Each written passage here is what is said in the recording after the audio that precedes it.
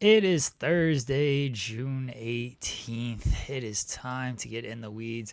I'm Jeremy Lambert. That is SP3. Plenty to talk about on this Thursday. We got Dynamite, we got TNA falling apart. Every single week, TNA's falling apart. Sure, we'll talk a little bit of basketball. GTA 6 is now pre-ordering SP3. Are you getting GTA 6?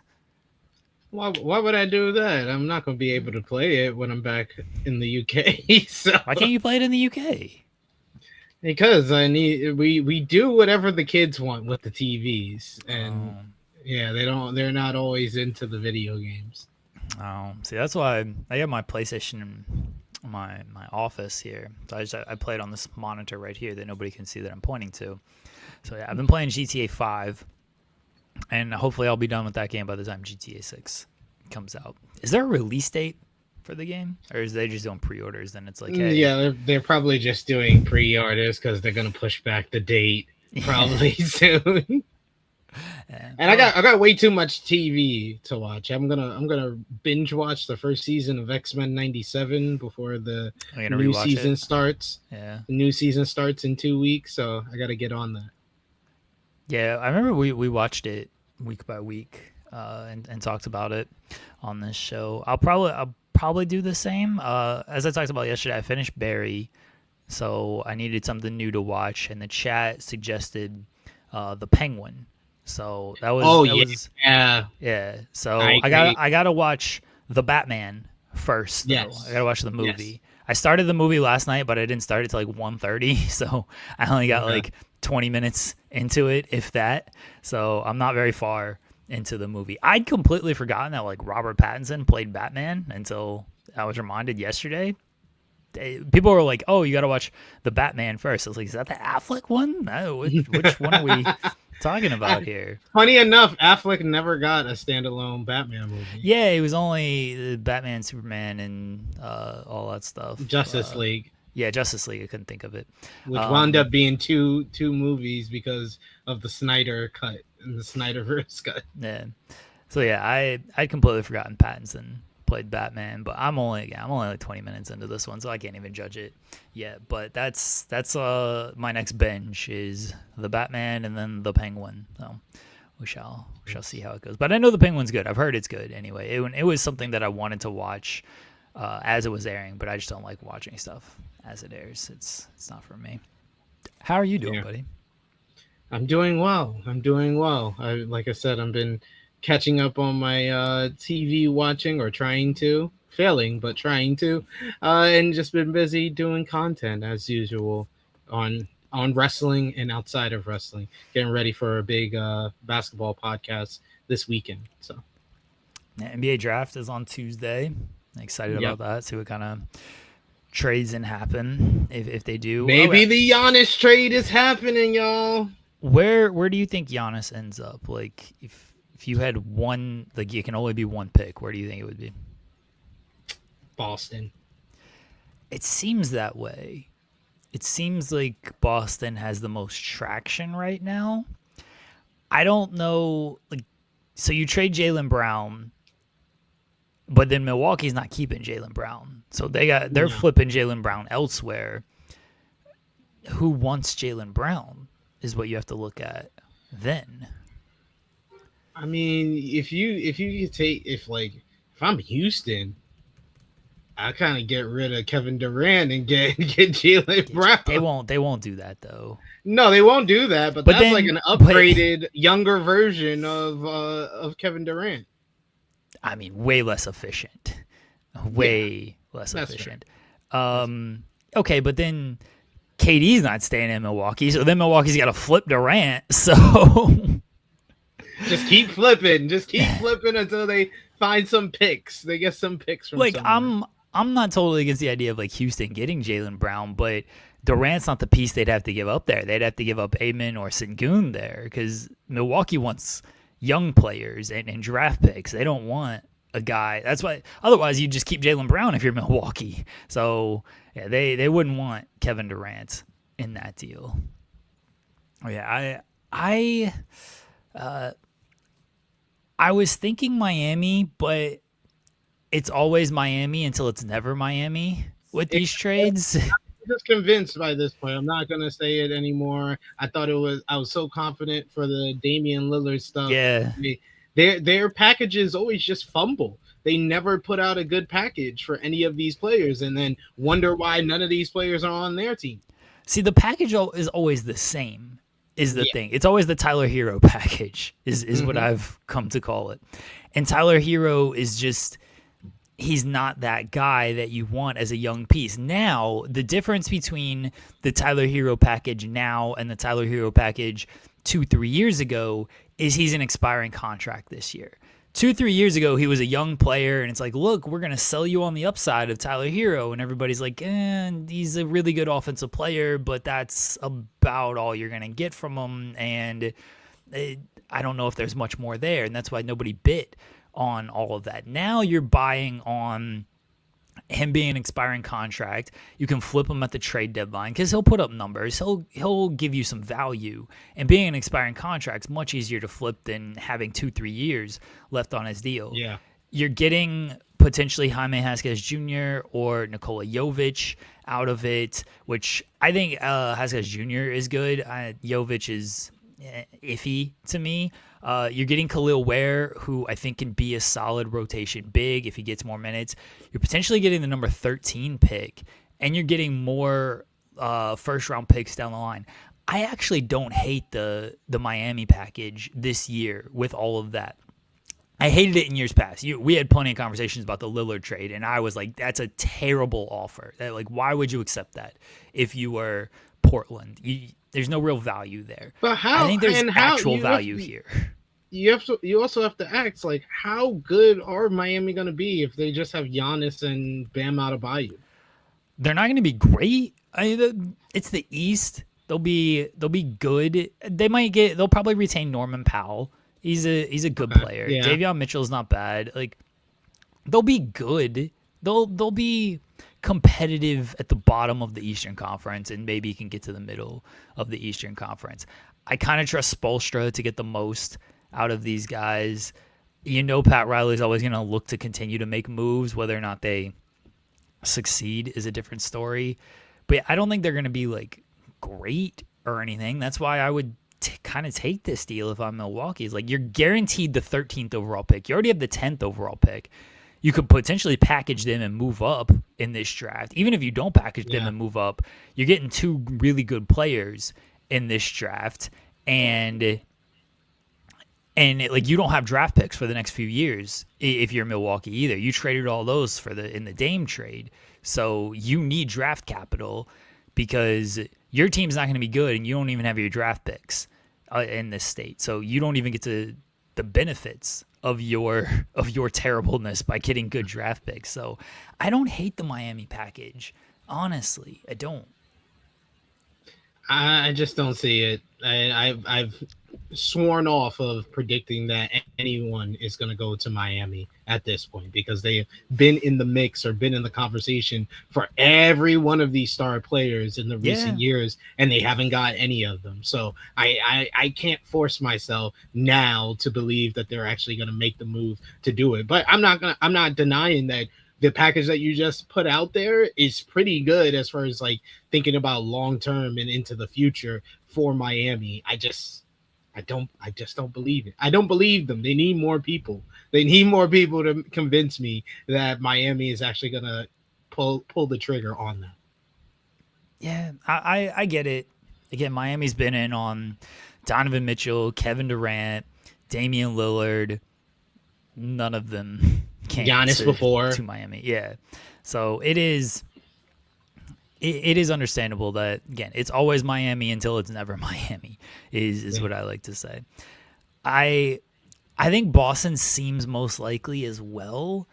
I don't know who takes Jaylen Brown and what Jaylen Brown's value is, because I think he has value. He was really good this past year. He was an MVP candidate this past year. I mean, he was 6th in voting. He should have been higher. Over who? Over whoever 5 was. Luka? Oh no, not 5. Whoever 4 was. I think Cade or Luca was 4 or 5. You're not putting him over Cade or Luca. Nah, you're right. He You're was not putting him 6, over but he's Wemby. top Yeah. top 6 in MVP. Yeah. A I mean, top look, 6 MVP candidate. he was there. He was there. And Jalen wants to go to Atlanta.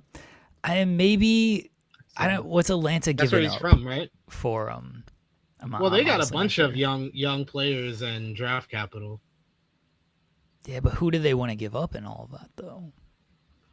I would think that the only players that they want to keep for sure are Jalen Johnson and Dyson Daniels. I mean, I think they want to keep Nickel Walker Alexander. You're not going to trade your I big don't. I don't Okongwu. think. I think that he had a great year, his best year of his career. But I wouldn't say that. I would say he's one of the people they're gonna for sure keep. If they have a chance to get Jalen Brown, I think they would easily All right. put Nah on that offer. Yeah, I mean, probably. Yeah, if it's for Jalen Brown, then yeah, like you got to give up something obviously to get Yeah. Jalen Brown. They have a high draft pick this year. Kuminga, I don't think Kuminga has value. I'm sorry. I mean, you can't sell me on Kuminga's value at this point because he went for Kristaps Porzingis, like a Kristaps Porzingis who had like 5 games under his belt in Atlanta, and everyone knew he was not healthy, and that's who they traded him for.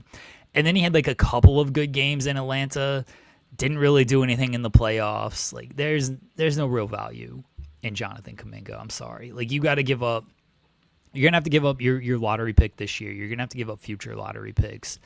I mean, maybe Atlanta can come in there and get it done. Yeah, Kuminga probably for salary purposes and Null for salary purposes as well. And Null's a good player. I think that would he's probably got to be in there because yeah, I don't think they want to give up Jalen Johnson. I don't think they want to give up Dyson Daniels. So you got to put in Null. That's probably their third best player. So, Yeah. we'll see if Atlanta can get in there. And That'd I be just don't know. interesting. Detroit would be interesting. For Giannis, Jalen Jalen Johnson. Jalen Johnson. I mean, no, Okay. Jalen Brown. Excuse me. I was about to say Atlanta's not trading Jalen Johnson. Yeah, for Jalen Brown, yeah. I think Detroit, they were potentially in on Austin Reeves as well. They were talking about because Atlanta was talking about Austin Reeves from what I read.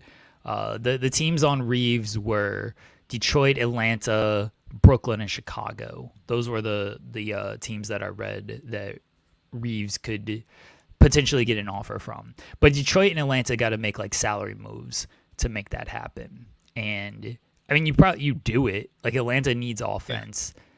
Detroit needs offense. So you do it. I just don't know like what moves around them they make on there. Maybe Dyson. I see Dyson more than Jalen Johnson. They're not giving up Jalen Johnson. Yeah. I don't know if Risasher has like much value. Honestly, No, I know he's a I former don't think number 1 so. overall pick, but there's been nothing to show like, hey, this is a guy you want to kind of bet on here. I think you'd Looking like rather a bust take. already.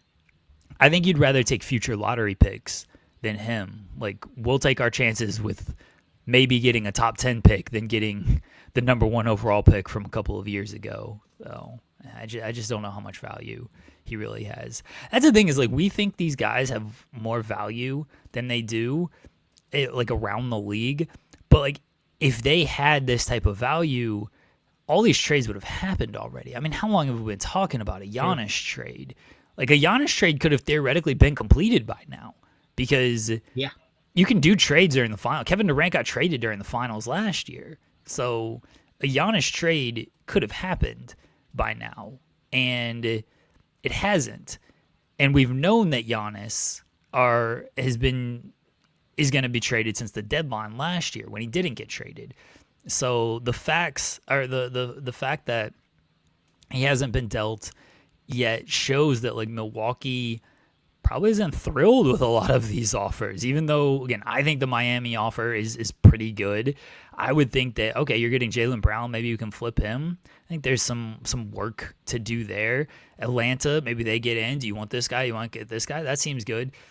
These GMs are like, nah, this is not what we're going to do. We're not moved by any of this. Yeah. It would be interesting if the Spurs got back into the conversation as well, because I think that would be the thing that would put them over the top as the favorite. But they would mess up kind of the dynamic that got them to the NBA Finals by doing that. You got to give up Harper or Castle, and that Milwaukee's not taking De'Aaron Fox. Yeah, no, they're not going to do it. They'll do it for the money. The money adds up a little bit, but you would have to throw in one of the young guys. Yeah, Fox has got to be there for monetary purposes. They don't want those Spurs draft picks. The Spurs are going to be good for the next 15 years. Those draft picks are going to suck. So they don't want those Spurs draft picks. Now, you gotta give up Harper or Castle in that deal. Is it worth it to put in Harper or Castle? If I'm San Antonio, probably not. I mean, it's Giannis. But Giannis has been hurt the past few years. You kind of take away a pretty strong portion of your identity there. It's still a good team. Don't get me wrong. Like it's still Wemby. Let's say they give up Harper in the deal. It's still Wemby, Castle, Giannis, Champagnie, and Vassell. Your bench is a little short, but Keldon Johnson was allegedly the sixth man of the year, even though he was the seventh man on his team. And so he's still got value.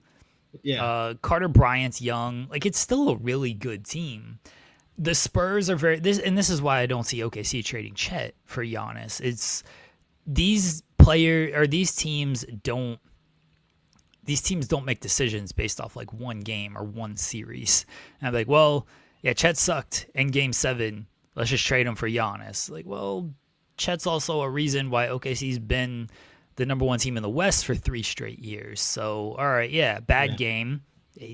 But hopefully he's just better moving forward. Like, let's bank on improvement instead of let's go out and get Giannis. So, I don't think the Spurs are getting in on Giannis, not after this run. Had they lost in the first round, then it's a different conversation. Yeah, they would have definitely been in that conversation. But So I've seen this, D-Lo Diggs. I think in Milwaukee, I think Giannis is staying. I'm getting weird shakes that jaw my head to Milwaukee. I was very much in on this. Last year at the trade deadline when the talk was Giannis was going to get traded. And I'm like, I think Milwaukee's going to pivot and get Ja and try to keep Giannis. Obviously, that didn't happen. I mean, they did keep Giannis. But does Ja does anything to move Giannis? Yes. I mean, I think he does. I think he does. Here's the problem with Ja is he can't stay healthy. He's played 79 games over the past 3 seasons. Yeah. For example, 79 games, that's not even a full season in the past 3 seasons. So he can't stay healthy or out of trouble in some of those instances. So that's the problem with Ja. I think it moves Giannis in that it shows the team is like willing to still try to remain competitive.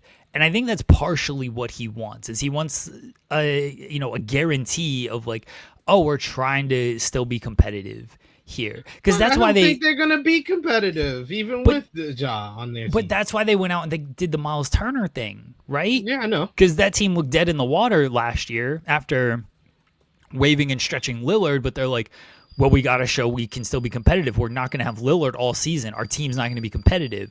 Let's wave and stretch Lillard. Let's go get Miles Turner.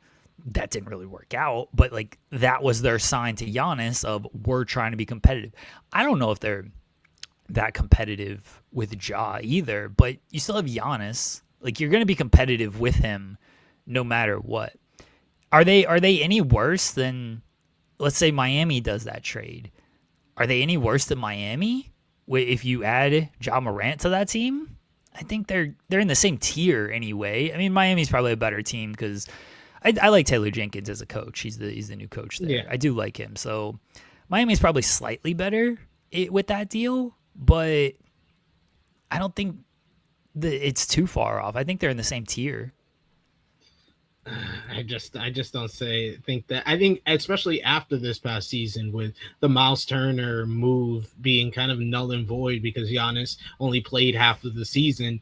I don't understand why that would make him say, "Oh, now they're really taking serious. They got Ja Morant." This is not Ja Morant in 2023. This is Ja Morant in 2026 when he hasn't been on the court. Like you said, 79 games over 3 seasons, coming off a season where Giannis played half of the season and wasn't healthy for most of it. If I'm Giannis, I don't say, "Oh, now they're actually serious. They made some serious move that's going to convince me that we can be competitive." Here's the other thing though we have to think is it can't be just based on what the team looks like on paper. Because yeah, on paper is Ja Morant gonna lift the Milwaukee Bucks much higher? No, not really. But we have to also think that like Giannis has so much roots in Milwaukee. He's been teammates with a lot of these guys they've traded a lot of them actually. He's been teammates with guys like Bobby Portis for a very long time. He's spent a lot of time around these guys. If they make enough of an effort, Giannis might just be like, I'd rather stay here, try to compete here. I love Milwaukee. They're trying to make an effort here, then go to a new team that like maybe doesn't lift that high. Now look, if it's Boston, it's Boston. You know they're going to be good. Get Miami, But I don't think you're that much better. I'll be honest. I don't want to hear about any Giannis trade rumors after this offseason. Like he needs to make a decision. He needs to, as they always say, shit or get off the pot. Like I'm done with this going back and forth. We're talking about him getting traded. We're not. He's happy where he is. Then he's not happy again. He wants to go somewhere else. But then he has the jersey on a statue in Greece. And then like it's just been back and forth for the better part of the last 2 years, and it's just annoying at this point where I'm just over it. No, I'm with you, and obviously he's doing that because he's trying to save some face of. See, I love Milwaukee. It's not my decision to leave. It's the ownership's decision or the organization's decision to trade me. That's why if I'm the organization, I'm like, all right, I'll call your bluff. I'll get you Ja Morant. We've done something. You love it here, right? We're good. It's like daring him. You're just daring John. It's like you can't leave now. I got Ja Morant. Yeah, you wanted NBA All-Star. You wanted us to be competitive. We went out. We got Ja Morant. We're trying to show you we're going to be competitive. You love it here. What's the holdup? What's the deal? And then if he's like, well, that's not a competitive enough move, then it's like, all right, well. Clearly, you don't want to be here. We've tried. We can only do so much. You got to go now. I'm just calling his bluff. Clearly, you don't want to be here anymore. Clearly, you don't want to be here. We got you Ja Morant. He said it like he just got Michael Jordan on 82-0. Like, I got Ja Morant, guys. You got to make some type of move. There's just not that much moves you can make. Like, there's just not. They don't have real assets. I mean, they don't. Like, who's their assets? Kyle Kuzma? Nobody wants Kyle Kuzma. Miles Turner? Miles Turner's a good contract. I don't know if he's a good contract, but, like, nobody wants Miles Turner. He was terrible this year. These guys they just don't have that many good assets here. So, all you can do is get a guy like Ja Morant and just kind of hope it pans out at that point. I think the draft is going to be very interesting because I'm not sure what the Clippers are going to do. They got the 5th pick, and I don't know if they're going to try to trade that for a star player. I don't know if they're going to try to trade it down because I don't know if they love anybody at number 5. So I think the draft starts at number 5. We know who the top 4 are going to be. The order might change, but we know who the top 4 are going to be. Yeah. It really starts at number 5. So it'll be fun next week. I mean, less than a week. It's Tuesday. I'm looking forward to that. Yeah. I'm looking forward to the draft. We got a Redmond Survivor asking if you watched the England game last night. Do you watch any of the World Cup? Not really. I'll be honest. I watched a couple of minutes of one of the Portugal games, and that's about it. Or was it Mexico? Mexico versus, I forget who it was versus, but yeah, I barely watched it, guys. Like I said, I've been busy getting myself reacclimated and taking care of the things I need to take care of so I can get out of this country. Just immediately get out. Yeah, Congo getting the draw against Portugal. It's always very funny watching the World Cup, and like you see these teams like Blue Curacao. That's the alcohol, not the not the I keep calling them the alcohol because it's like Curacao, but their color is blue, so I'm like, oh, it's the alcohol. Okay. Like it's their first time in the World Cup, and like they scored, and it's like the biggest moment in like the history of the country. Or like even if they like tie, it's like, oh my god, they got a tie against this team, and it's like, okay, it's a tie, but like this is like a monumental moment for these countries that like they got a tie or they just got like a singular goal. So it's really cool to see with all of that. Yeah, Messi is still amazing. Him getting the hat trick. So are you a Messi or Ronaldo guy? Neither. I'm not a big like soccer guy overall. I like the World Cup. Some of the kids like Ronaldo, so I pull for him just because I want to see them happy.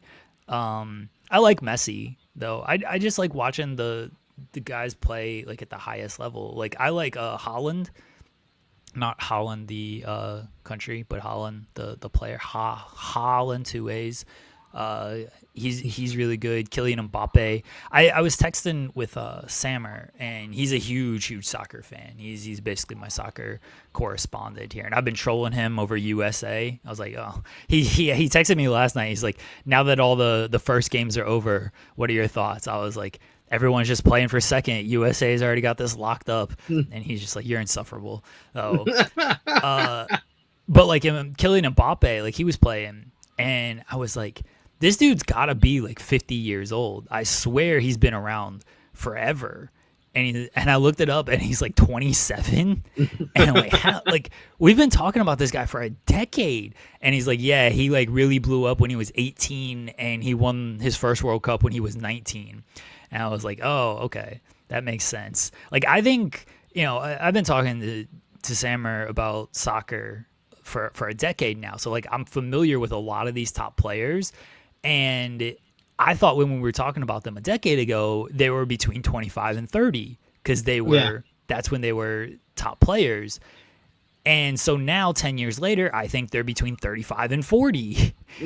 And instead, we were talking about them when they were like 15 to 20, and now they're only 25 to 30. So it's throwing me off how young some of these guys, like Harry Kane. I'm like, oh, Harry Kane's got to be like 40. He's like 32 or something. I was like, there's no way this dude's only 32. Like, I swear he's been around for like 15 years, but start him young. Yeah, it's insane like how young they are. I mean, it's a bunch of talentless 3-year-olds at the end of the day, but yeah, they are. Everyone's just so young. 32 is ancient in soccer, to be fair. I mean, look, Messi at 37 is still completely killing it. So yeah, Kane looked good yesterday. The first set of games were good. No, I love the World Cup. Again, not a soccer fan, but I'll watch the hell out of some World Cup. So you're rooting for the United States? Yeah, I'll root for the United States. I don't think they're gonna win it or anything. I mean, I'm gonna troll and act like they're gonna win it, but I don't think they're gonna win it or anything. But I'll root for them. Yeah. Okay. I just want to see the best players play. I love that. I asked Sammer, I was like, is Zinedine Zidane still playing? You remember him? He headbutted that dude in the World Cup finals. That's all I know about him. He's apparently like a really great player, like of all time. But all like casuals like me remember is like he headbutted a dude in the World Cup final, and it was the most hilarious thing ever. And I'm like, is Zidane still playing? And he's like, no, but his son is the goalkeeper for this team. And yeah, his son Runs in the got family. yeah, his son played against Messi, and Messi got the hat trick. And I'm texting Sammer, and I'm like, his son's got to go headbutt Messi just for the bit here. Like, you can't let this shit slide. Just for his lineage. Yeah. I must represent my legacy. I'm like, we can't let this go, dude. Like, I'm sorry, you're 37, 38 and scoring a hat trick. Nah, I'm taking you out. Just run full force and headbutt the shit out of him. He's like, yeah, he's a coward. He won't do that. I was like, yeah. But I thought it was like interesting just to see like his son plays goalie for another team. So Makes you feel old. I mean, I already feel old, like for sure. Be fair, I already You feel should. old. That's definitely. Yeah, World Cup, more World Cup for a very long time, for at least like the next month or so. We're excited. USA plays tomorrow at 3. Get the children together, watch that one. So we'll be watching the USA. I love it because there's afternoon games, so it's like, oh, I just throw this on while I get some work done and everything. It's very nice. I love afternoon sports. Just have it Same. on. Yeah. It's nice background noise, but like you can like also pay attention to something to where, you know, it's not like a television show where you've seen a million times. So yeah. I do love afternoon sports. All right, folks. I was thinking of a poll question, but I don't want to like be mean to TNA again. I mean, can we be mean to TNA? I think TNA is mean to themselves. And I was really when I saw the news yesterday, I literally like looked at the time because I was like, oh man, this would have been perfect for Jeremy and Joel to have happened. I don't know if it happened when y'all were still on air or not, but I like It did. after I saw it, I like looked. I tried to see if y'all were still on, but y'all weren't on at the time I did.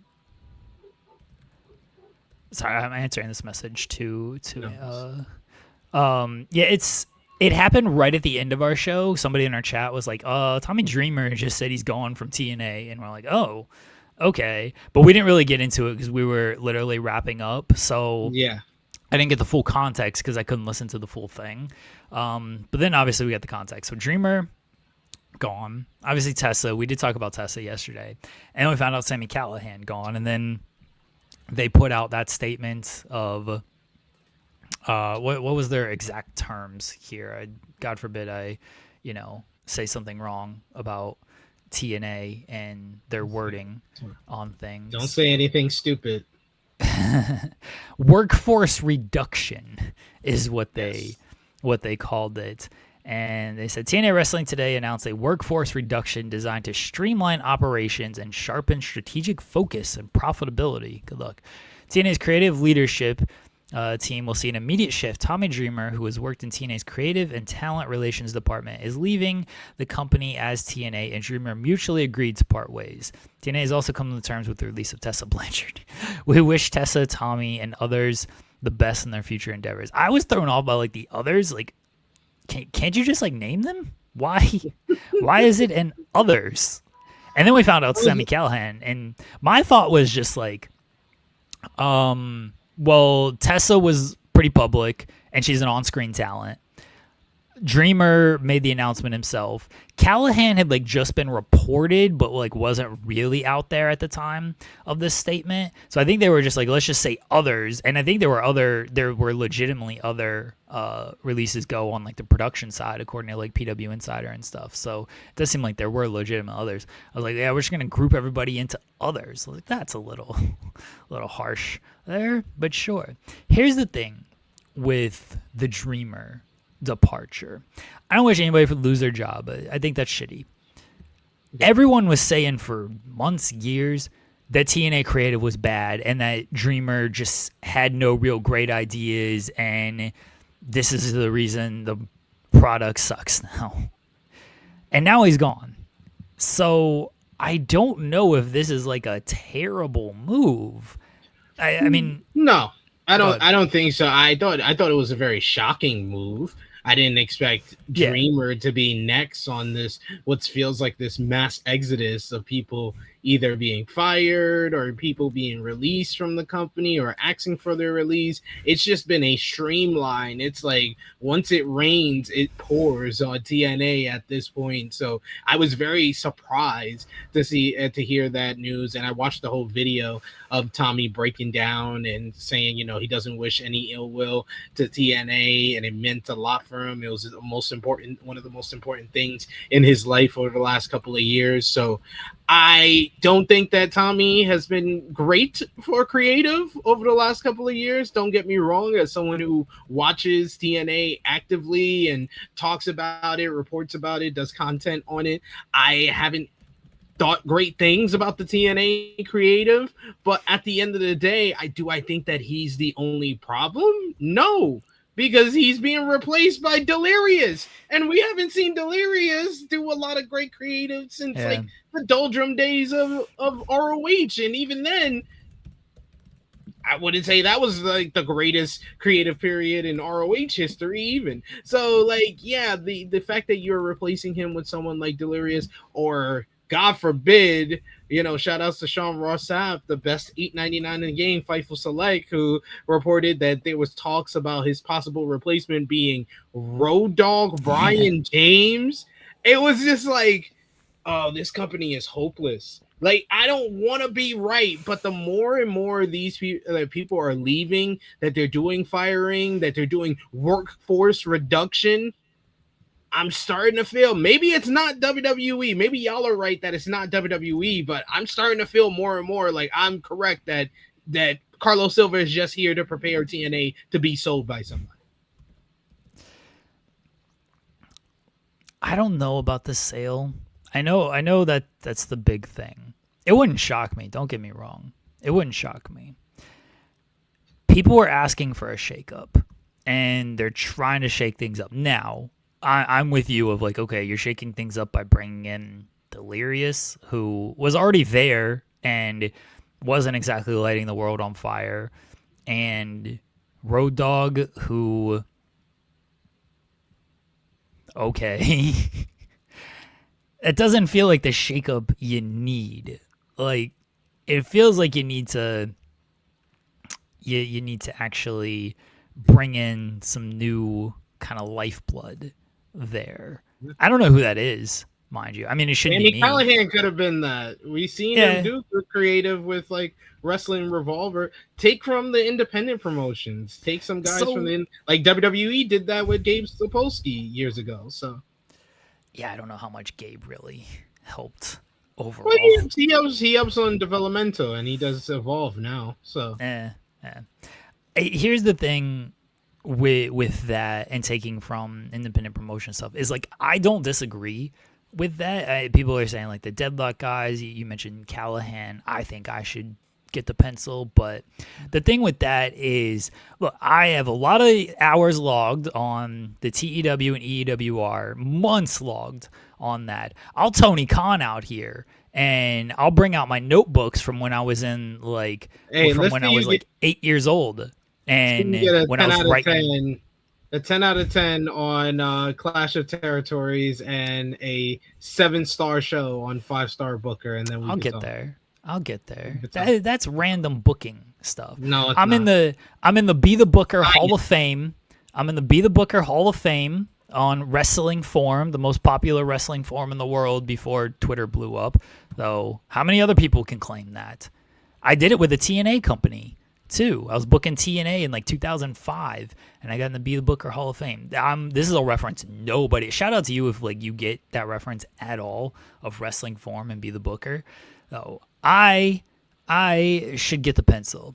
Here's the thing with, again, giving me the pencil, or giving like the Deadlock guys the pencil, or even Callahan makes a little bit more sense. It's a different ball game from like an independent promotion and like weekly television with all of these egos. And that's the biggest portion, these egos. Deadlock, we've talked to a lot of people who have wrestled in Deadlock. They all love it.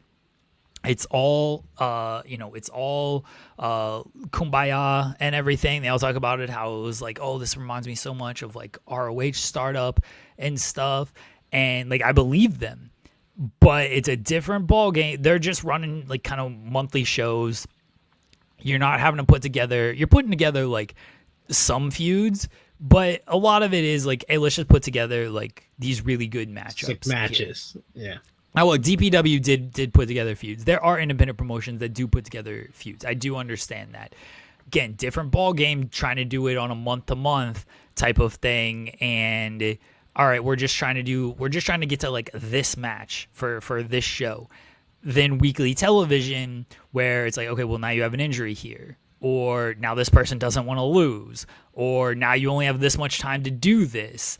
It's just so much different, and that's why so many of these companies go with like, well, Road Dogg has been there, he has the experience in working in this kind of environment. Dreamer had the experience. This is why I think Callahan could have worked, because he's been backstage for a while, and like Callahan was a straight up firing, because he said like, oh, I thought I was getting called to be the head of creative, and instead they let me go. I was like, yeah, sorry, buddy. I like Sami Callahan, but Same. They just, that was the deal with him. He unfortunately got fired off of this. But this is why so many companies just go back to the same people, though, is because it's like, well, they have the experience in like working in this type of environment. So I wish they would bring in some new people. I really do. And they just want to go with people who are friends with people and who just have what they think they know what they're doing. Yeah, and they don't really know what they're doing at this point. But yeah, I think that they need some new voices in the creative room. I don't think that Delirious and Road Dogg are the answer to no Tommy Dreamer. And you can tell that Tommy Dreamer really cared about the job, regardless of what you think about what he was actually producing. He did care about TNA, and he did care about the job. So I never like to see anybody lose their job. So hopefully he can find something that is as fulfilling as that role was for him. And as far as the other releases with Tessa Blanchard, I feel like this was a letdown. Like, if you're going to make a controversial, no, it's because if you're going to make a controversial move, like getting Tessa Blanchard back, and then you don't really use her to the greatest effect. Like, I think when we saw her return to TNA at the tail end of 2024, I think me and a lot of other people just looked at that like, okay, so she's coming in and she's going to probably win the Knockouts Championship relatively soon. You put her at the top of the whole Knockouts division, and you push her as the top heel. Because when you agreed to bring Tessa Blanchard back, I would have also agreed to her going on some type of apology tour or redemption arc or something. You should have got that written down into the writing, that she needs to basically put all that stuff behind her. Because the way that she did, in fact, handle it in reality just made all the stuff from the past come back to the forefront. And that dictated how people reacted to her, where she wasn't getting just heat anymore. She was getting go away heat a lot of times. So I think that should have been the first thing they addressed. But once they realize that she's not willing to do that, then you push her all the way. You use that go away heat and you try to generate some actually money generating heat, and you put her in a position to do that. You make her the Knockout champion, and you choose whatever babyface you want to have that's going to beat her and take all that go away heat or genuine heat that you're able to produce and make it into a full-fledged superstar babyface for the Knockouts division. Because the Knockouts division has basically been hopeless ever since Jordan Grace left the company. Ever since Jordan Grace left the company, everything that happened with Masha Slamovich, putting the title on an NXT talent, putting the title on another NXT talent after the fact as well, and then the champion now, the person that saved TNA, is just a former WWE NXT talent too. So it's just like, This whole division looks like the scraps from NXT at this point, because anyone who's worth a damn, who made their name on the independent scene or made their name in TNA previously or an ROH or an AEW, they are choosing to leave. They're choosing to ask for their release and get the hell up out of here.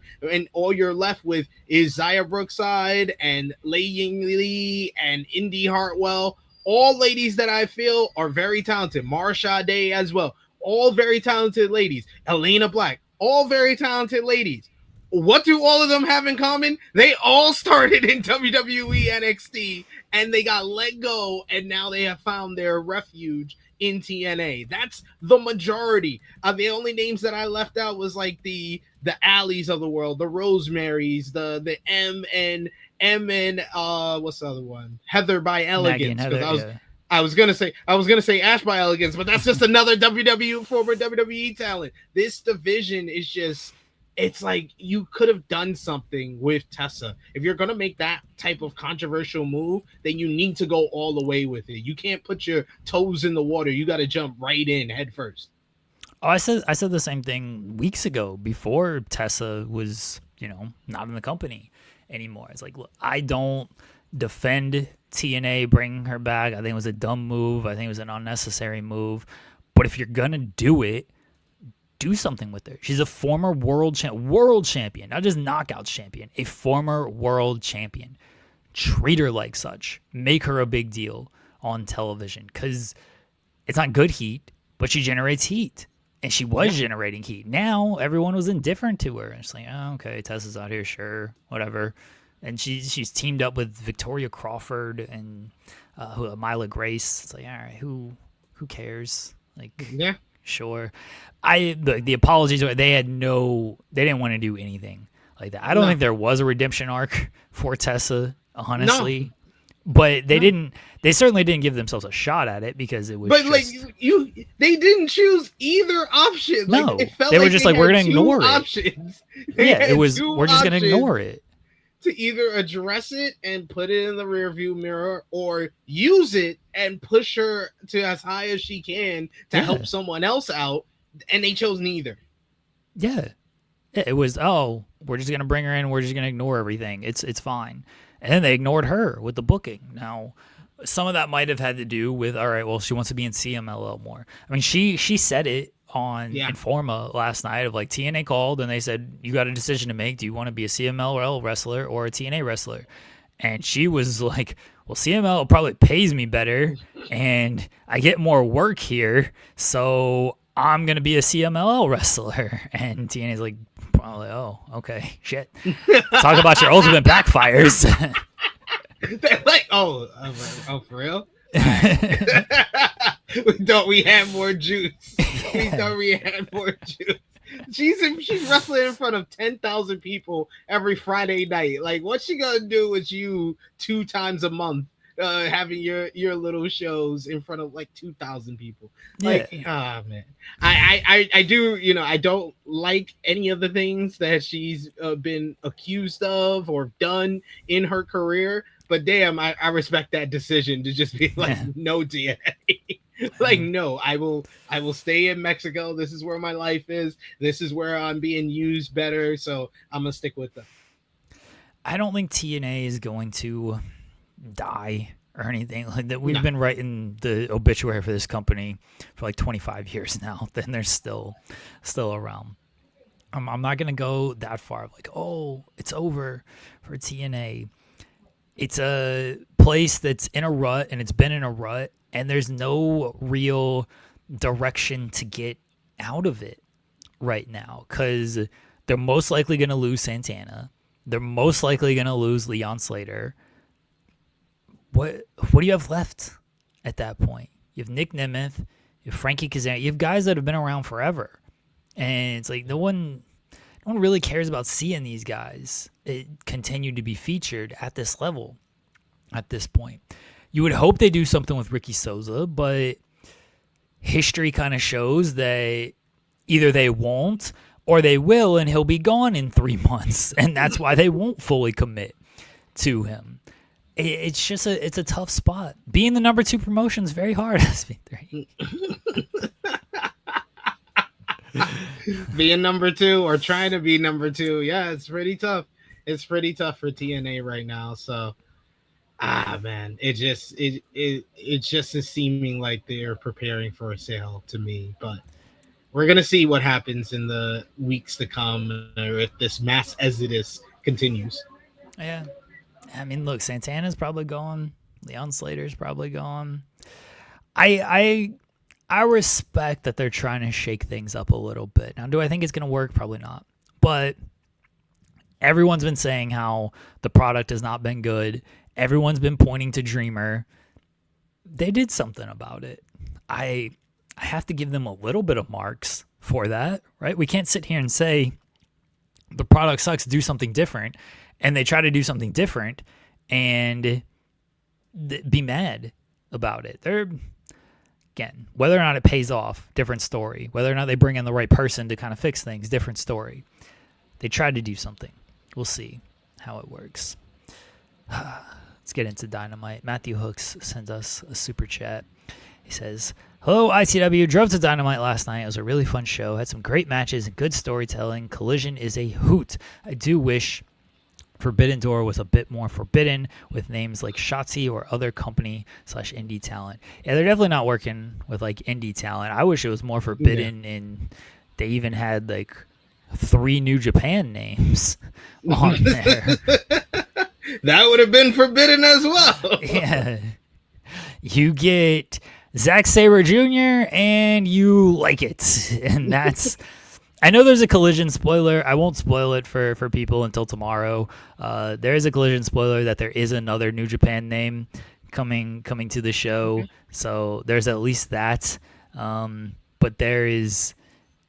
at least so far, the only New Japan name announced is Zack Sabre, right? Yeah, that's it. Yeah, so... and then there's a Stardom talent, Starlight Kid. Yeah, Starlight Kid. Yeah.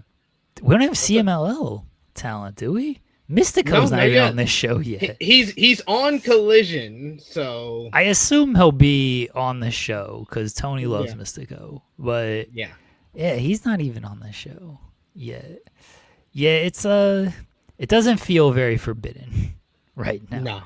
It feels like, it honestly just feels like an AEW show. It's like, okay, cool, we got Zack Sabre Jr. for this AEW show. He wrestled at like Wrestle Dream a few years ago. He did. Who cares? Like this ain't that big of a deal. All right, cool. He wrestled at All in London too. So yeah, it's like, all right, you're bringing in Starlight Kid. Okay, cool. Yeah, it is a very familiar discourse. It's because New Japan. Do you put this more on New Japan not creating kind of names or New Japan talent? Because Yota Tsuji was very vocal of like, I ain't doing this shit. And it does seem like New Japan, at least some of the top talent are like, no, we're going to come over here and we're going to work like these multi-man matches, or maybe we'll have a match against a talent that like everyone knows we're going to win. Because then Ospreay called out Tsuji of like, have some respect and some pride for the championship and the company. Even Hiroki Goto came out and questioned Tsuji as well.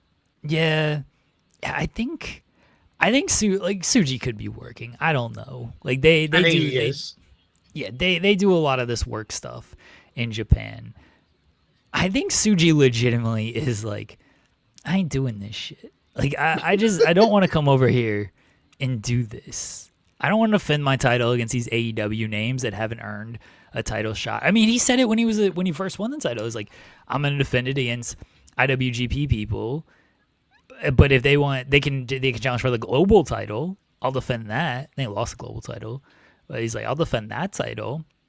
It's like, I'm not defending this against these unearned title matches. So I think Tsuji legitimately is over this shit. Unsophisticated swine. Yeah, he's like, I ain't doing this stuff. I legitimately think like he's just over this. He's like, nah, I ain't doing this shit, buddy. Sorry. Well, whatever it is, it does take some of the luster, the sizzle out of the Forbidden Door concept.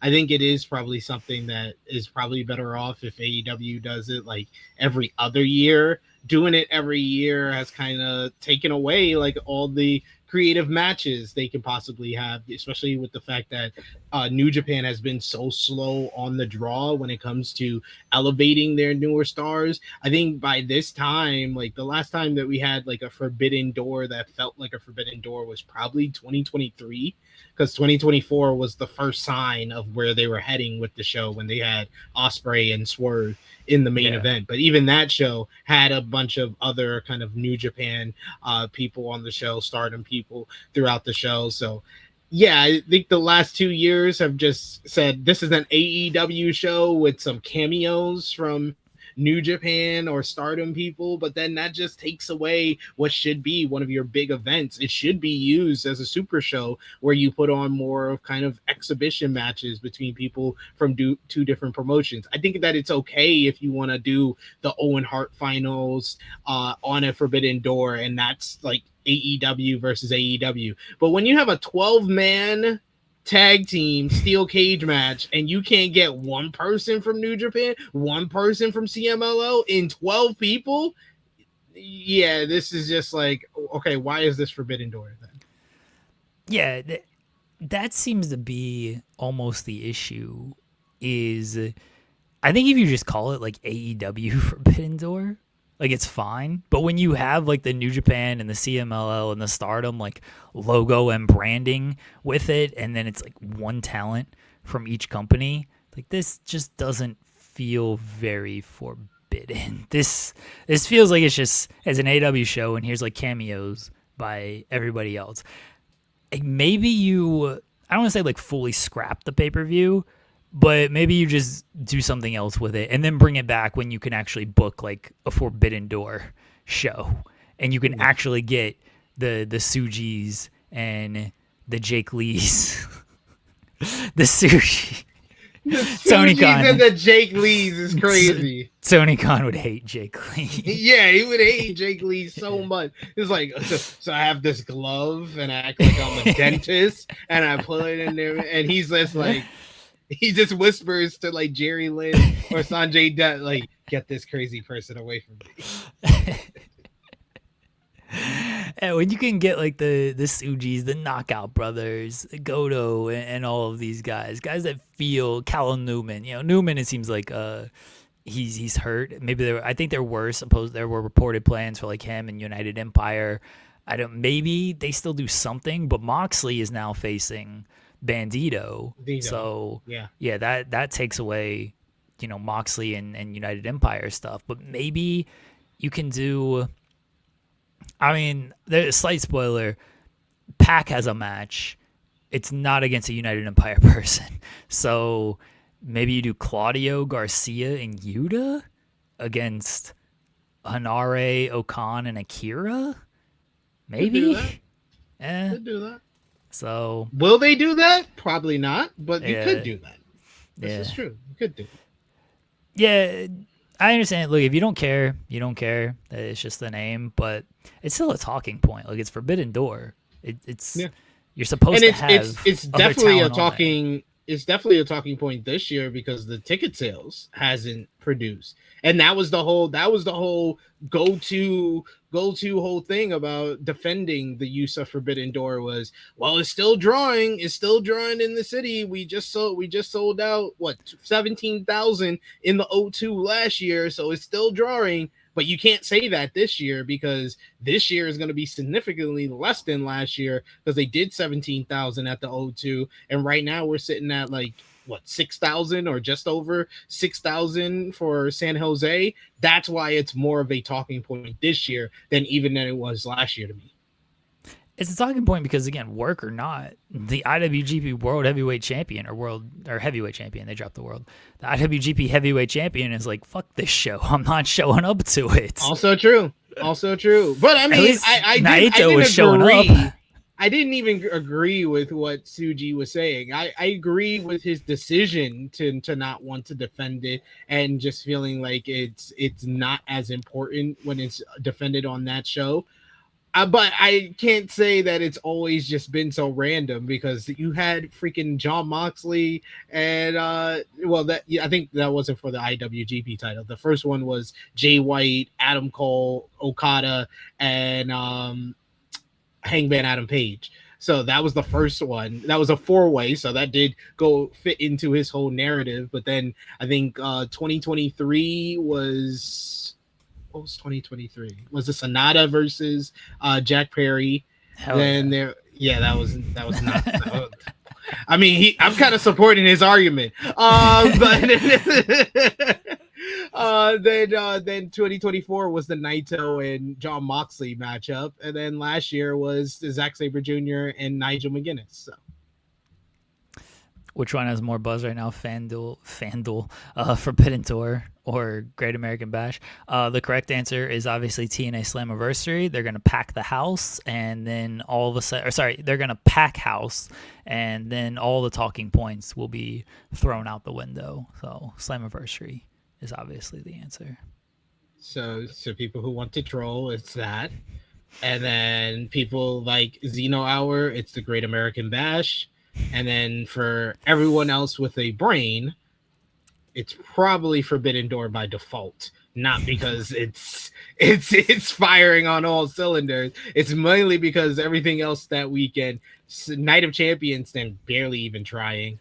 Slammiversary. Paul Cade is the answer. That's where I'm going. I'm going to Paul Cade. I paid money to go to this show. Slammiversary, we're talking more about the blunders from TNA creatively and politically than we're talking about the actual show going down a week from Sunday. And then with Great American Bash, it's like, oh, Evil's going to get a shot and he's going to have a new House of Torture to win the NXT Championship. That's fun. It's for me.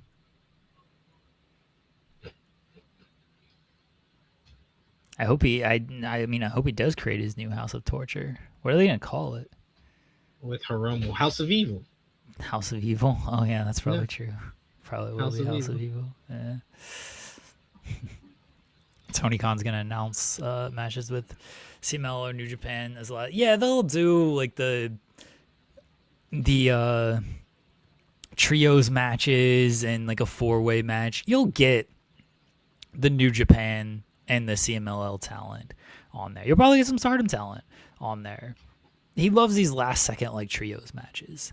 It'll be there, but like let's not pretend these are important matches. Exactly. They were part of the build. The most important matches are going to be like already announced by now. So. Yeah, it's not going to.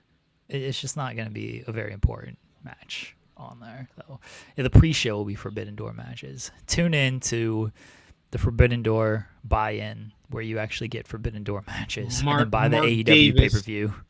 Mark Davis versus Neon for the national championship. You know what? Oh! You know what match I need? I need this match. SP3. Spoiler alert. This for the ROH Television Championship. Sorry if you're mad that I'm gonna spoil this. Lio Rush. You're spoiling Global Wars? Yeah. Lio Rush wins the title tonight. You know what match I need at Forbidden Door? SP3. Lio Rush. I mentioned him earlier. Jake Lee. Oh. Tell me that's not money. Tell me that's not money. Now he's cooking, y'all. Now he's cooking with gas. Lio Rush and Jake Lee? Come Jake on. Lee, like, all like that. And Leo's like, it's fine. It's fine. Come on. No, we need Blackheart Lio Rush versus Defunto from CMLL. Do you know who Defunto is? No, I don't know. Put it in Google. You will get why I'm saying this. It's how do you spell it? DIF. All right. UNTO. Okay. CMLL. Okay. Oh boy. All right. I'm not mad at him. Nah, I need Jake Lee though.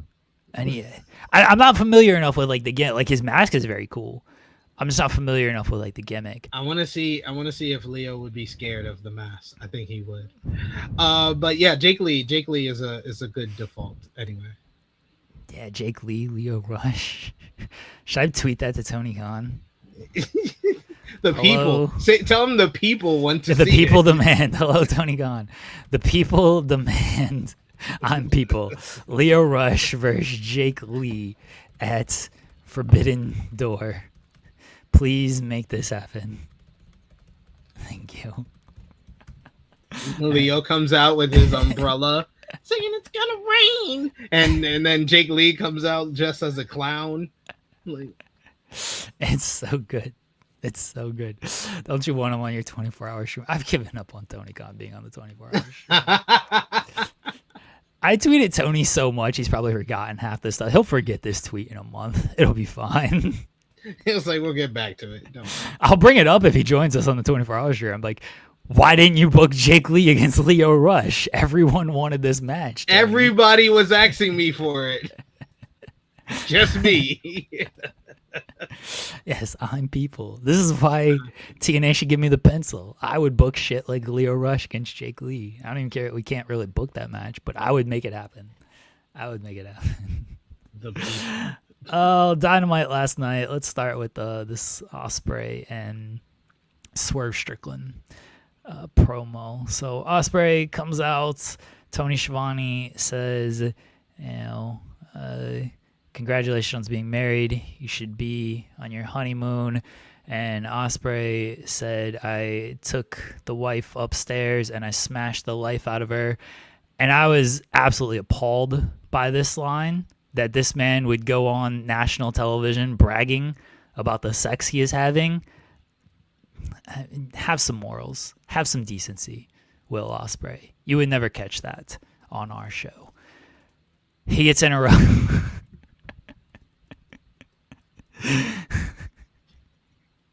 He gets interrupted by Swerve Strickland. And Swerve comes out and he is saying that he has changed. He's saying that Ospreay has changed. And Ospreay is like, I don't think I've changed at all. And Swerve is like, you're playing booty boot camp with Jon Moxley. And you never didn't. And the crowd even chanted with a booty boot camp. And you're playing booty boot camp with Jon Moxley, and you never gave an explanation. And Ospreay's like, I haven't forgotten, or forgiven them, but I gotta let it go because I'm training with them, and my neck feels great. My ground game is improved, even though they're still calling me the aerial assassin, which I was correct about when they kept saying that he was always the assassin now. And then they still kept calling him aerial assassin. Get out of here. Alliteration sounds better. Care about his... Call me all around assassin then. There's some alliteration all for that ass. Assassin, AAA. Yeah. Oh, no, that's copywritten. AAA is copywritten. See? I don't care. Yeah, they do. Ospreay, he says he's playing booty boot camp. Ospreay says, my ground game is improving and everything. And it went on about the history of him and Swerve. He says, when I was taken out at Forbidden Door, and where were you? And then it was like mid promo. I know this was it, but he remembered of like, oh yeah, you kind of got taken out on that pay-per-view as well. I was like, yeah, Will, why are you bringing this up? Like, Swerve got hurt here as well. What are we doing on that one? Okay, fine, you guys take it. But let's go back to All In. And when I said that I was going to go help Hangman Page, and you were like, no. And then I got taken out. And then what happened? You came out afterwards. Is like that. You're not a real friend coming out with that. I skipped over this part when he was talking about Forbidden Door, and he was like, all these people tried to help me when I was getting taken out. And he goes, Darby Allin, this geezer can climb Mount Everest, but couldn't climb a cage. He has this giant smile on his face, and like he pauses after the delivery. I was like, he's so fucking proud of that line. Like so proud of that line. I was like happy for him of how proud he was of that line.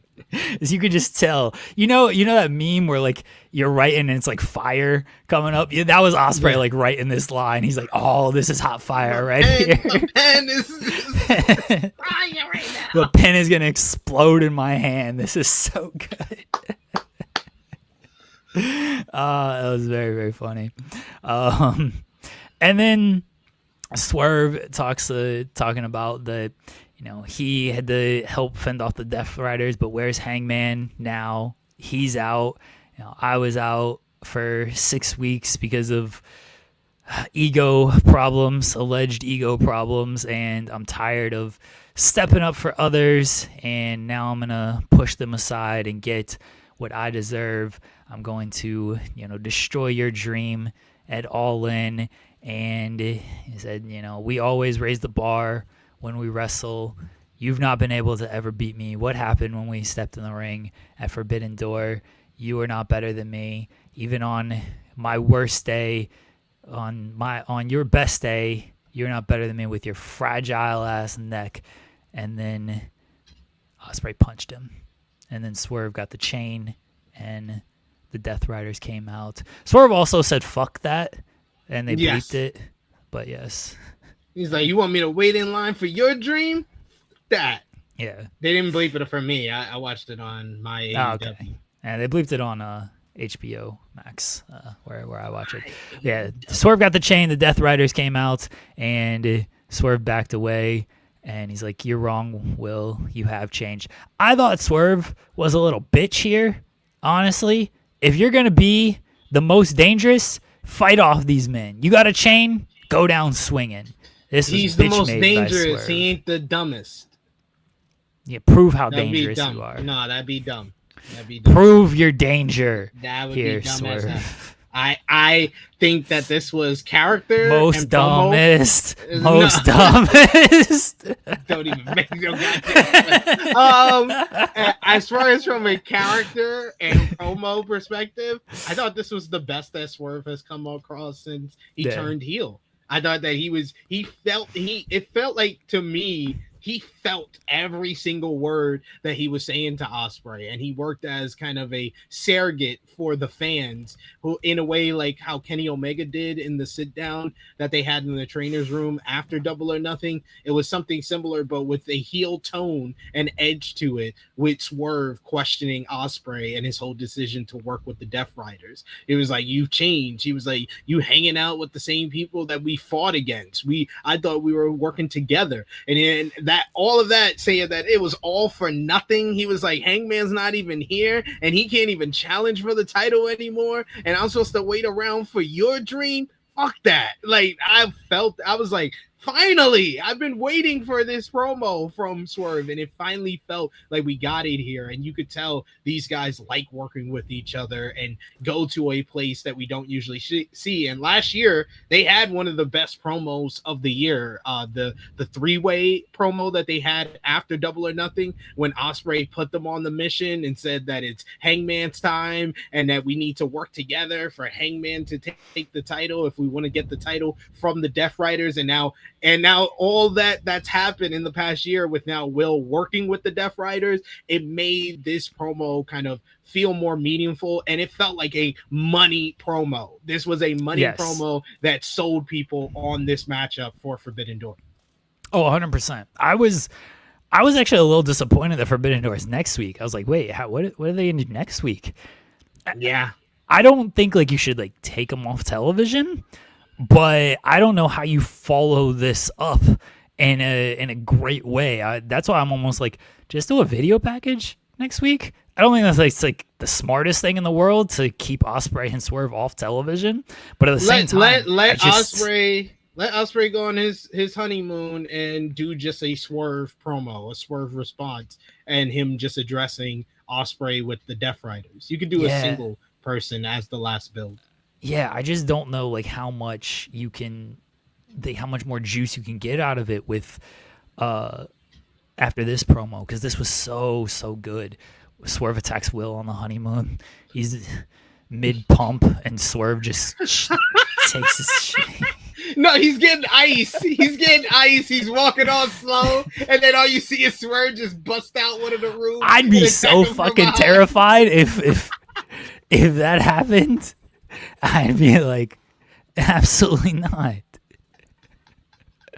He's at a vending machine and he's trying to get like a Reese's Pieces out of the bottom half, and all you see is Swerve. Kick him in the head. House call. House call. Bro, that would legitimately be some most dangerous stuff. You're gonna attack me mid fuck? Nah, come on. Mid fucking mid. Can't even. Oh. Mikey says, Ospreay came on the segment looking like a spoiled child, calling his big brothers on someone. Swerve had a bunch of points. Who's the face here? It's some shades of gray stuff, because I do think Swerve made some points.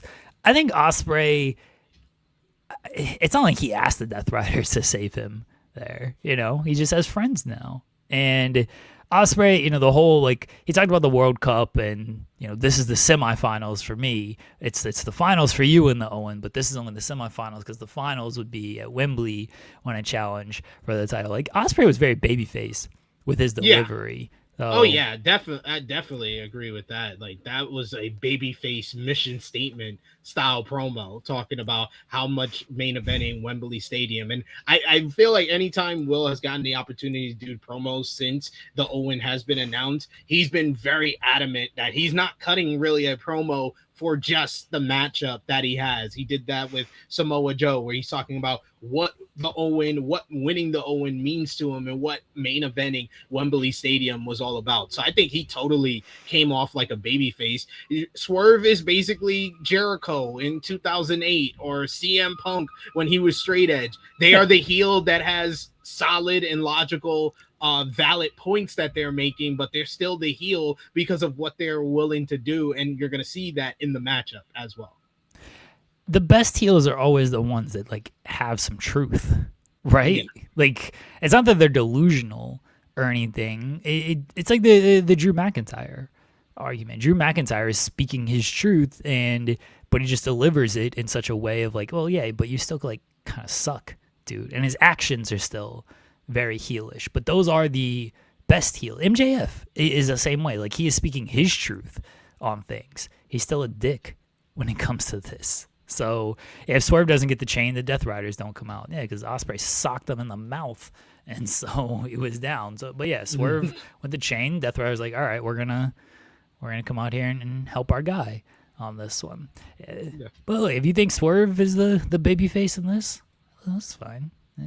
Hey, as long as you're reacting when the bell rings on the 28th, that's what they're looking for. But this was really the promo that they needed to make me, like, more adamant in that this match needs the main event Forbidden Door. Yeah, so that was gonna be my next question. Is like, does this main event? I don't know if it does, because I think they're gonna call the steel cage. Are they gonna call it lights out? I feel like they haven't yet. They've been calling it steel cage, and even the graphics says steel cage.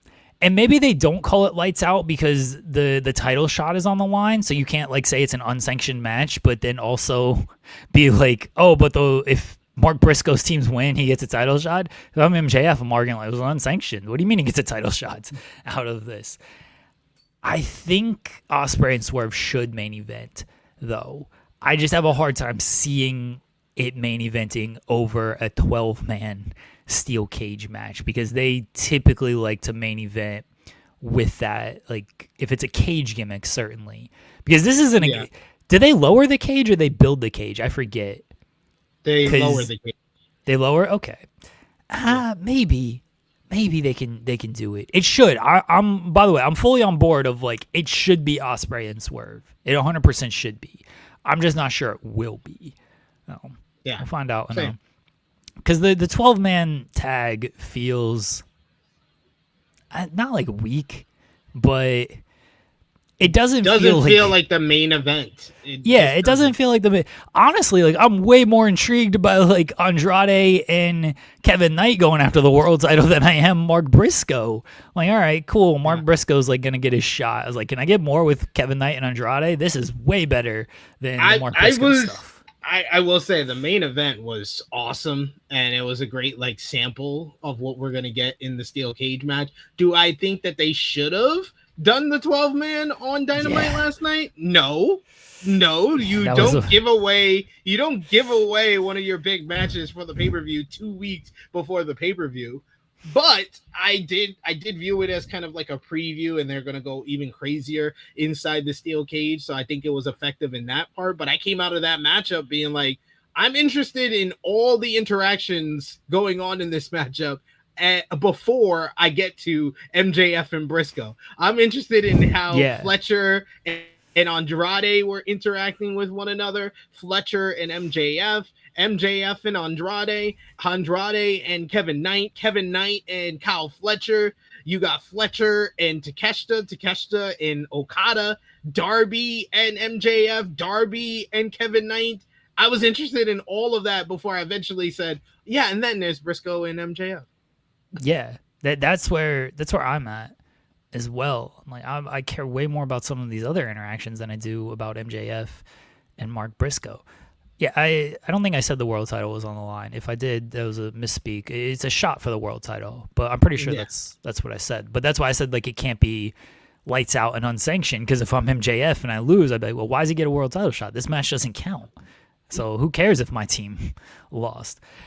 Ospreay and Hangman did main event over Anarchy in the Arena. Different situation in Anarchy in the Arena. I don't think always main evented. No. Maybe it did up The until first one. The this first point. one didn't. 2023 and 2024 it did, but the first one they didn't. And also, as I just said, the world title shot is on the line in this. So there are like some stakes to this match. It's not just, hey, we're going to do a multi-man cluster here. And the cage, and that's why I asked if the cage was built or lowered, because I completely forgot. If it's built, like it's much tougher to, like that completely kills the flow of things. Yeah. Like if you got to like bring the cage out, take it down, that's why it's on last. But if it's lowered, then yeah, you can raise it, lower it, and it's fine. That's always the very funny story of the first TNA lockdown, is they wanted to do 3 cage matches, and then they were like, well, shit, we can't lower it. We got to build it. Oh, this doesn't make any sense. All right, let's just keep it up the entire do show. those last. Yeah, let's just do the lockdown. That's it. We're just going to do the whole show in a steel cage, because we don't want to do a triple cage match main event. We want to do it like start the show, middle of the show, end of the show, but we can't put the cage up and down. That doesn't make any sense right here. So again, I think that I do think that it will be I think it should be, the Ospreay and Swerve match. I don't know if it will be, though. Neither. Yeah. So the teams for the 12-man at, well, the 12-man last night and the 12-man at Forbidden Door. Team MJF is Andrade, Jake Doyle, Okada, Kevin Knight, Kyle Fletcher, and Mark Briscoe has O'Reilly, Orange Cassidy, Roderick Strong, Takeshita, and Darby. Apparently Tomohiro Ishii was going to be on the team because he's team conglomeration, and they just took him out. And so I'm glad Mark Poor Briscoe guy. has other friends. I thought there was going to be a DQ in this match because O'Reilly said, like, hey, if anybody gets DQ'd, they're out of the match. I was like, oh, are they setting up like Hangman coming back? Is like Roddy going to get DQ'd? I thought they were either gonna do that or they were gonna take someone out. I thought they were gonna like injure someone post match, so they have to like add someone else, like you said, maybe a Hangman, because we did get multiple Hangman references. We had MJF talking about Hangman in the opening promo. You had it in the Ospreay and Swerve segment as well. But I really enjoyed MJF's promo to start off the show. I like the fact that he went through the gambit of everybody that he's feuding with or can feud with at All In, and bringing up Kenny Omega and saying that he needs to stay off of his kosher pickle, bringing up Will Ospreay saying that it's not 2 years ago and he's the best in the world, Swerve that he has a bunch of history with him but he still can't beat him, and then Mark Briscoe saying that all those people are actually credible challengers, you're not. So then introducing the team, I was surprised probably by the only person on the team that was a surprise to me was Jake Doyle, because I definitely was like, that's Mark Davis spot. But that, I think that does support the argument that Mark Davis is going to defend the national championship on Forbidden Door, probably 0 Hour. But I like Doyle getting the opportunity, and I like the fact that they set that up with Doyle beating Speedball on Collision as well. Yeah. Jake Doyle was a surprising one to me as well. I was like, all right, everybody else makes it. I was so happy when Okada got picked. I was like, hell yeah. Hardcore Okada just pitter-pattering around the ring. I told you. They knew what we wanted, yeah. folks. They knew what we wanted. But yeah, I was like, that was a killer team. I was like, God damn, there ain't no misses for me personally on this team. Like, you could say there's lower members of the Don Callis family, but these are probably the best people from the Don Callis family in Andrade, Kevin Knight, Fletcher, and Okada. Trent reacting when he was going to be like the last pick, he's like, that was so good. I was like, he ain't fucking picking Trent. Come on now. He was even walking around like after everybody left and stuff, just all depressed. I was like, oh, that's one of those where, like, you know, in TV and films, like, you're a background actor and it's like, I'm going to steal this damn scene. I know this is not about me at all, but I am going to steal this scene and book myself another job because I played a background role. So that's what Trent was doing here. He knew obviously he was getting picked. He's like, I don't care. I'm going to make this shit about me and I'm going to make sure people notice me on this. I respected that Trent went for that. I respect it too. Gangster Trent. And then I like the promo from the conglomeration and Takeshita and Darby, even though it was pretty much the team that I predicted last week with you. I was like, I literally called it. I was like, yeah, Takeshita and Darby will be the other non-conglomeration members of this team. Yeah, that one seems pretty safe bet on that one. We got in the opening, well, I guess the opening match was Kenny Omega squashing Tony Nese, and then he was gonna talk. The master of the squash match. Match was too long. Should have ended sooner. And he was gonna speak, but then Zack Sabre Jr. and Bad Dude Tito and Mikey Nichols came out, and then they were gonna speak, but then the Young Bucks and Jack Perry came out, and then Omega's like, no one knows you, no one knows what TMDK stands for. And they don't even know. And they don't have a catchphrase. I kept thinking, I was like, I don't know if you want to bury them that much on this, especially when they came out. Excalibur was like, oh, it's TMDK. That stands for the Mighty Don't Kneel. And then like 30 seconds later, Omega's like, no one knows what it stands for. They don't even know what it stands for. I was like, Excalibur just told us what it stood for here. I was like, this was the right decision to have Zach do the talking, and instead you had Omega do the talking. Yeah. And it did not work out well. I didn't love this from Kenny, honestly. I didn't love this one, because like Kenny just like buries him, and Zach and his dudes just like stand there and they look kind of stupid, honestly. Yeah. I was like, go hit this dude. He's talking all this shit. Like, go hit him right now. Yeah, that was a tough one. I mean, after Zach put that great 30-second promo in that vignette last week, I would have gave him the microphone immediately. I just call him a dickhead and move on. It's fine. What's your frequency, dickhead? That's it. And then he drops the mic. I also like Kenny, where he does the catchphrase thing. He's like, you guys, they don't even have a catchphrase, so if you don't mind, go, say it with me. And like, I know it's Kenny's catchphrase and stuff, but like, it ain't like that big of a catchphrase, right? Like, it's just like one of the biggest in AEW. It's really not. It's just his closing line. What's bigger catchphrase in AEW than? I mean, the MJF "I'm better than you and you know it" is. Yeah, that's it. That's even about cowboy shit is like bigger. I know, like Hangman doesn't like catchphrase, but like it's a phrase people get behind.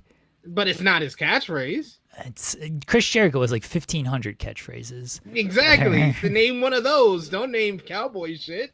Cowboy shit's that's still a better phrase. A good one. How you know is definitely much bigger. Leo Rush's "It's Fine" is better.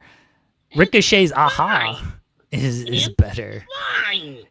Kenny should do all of his promos, and instead of "Good night, moi," and "Goodbye, bang," he should do "This your warning shot." That's how he should do it. Instead of the bang, he should go "Good night, goodbye, warning shot, bow." Wow. Yeah, whose house? Like it's Kenny's not really like It's top it's not a five. catchphrase. It's a It's top just a five. it's It's a a catchphrase. That's like Mhm. saying, and that's the bottom line because Stone Cold said so. It's not a catchphrase. I don't like it. It's not good. I love that.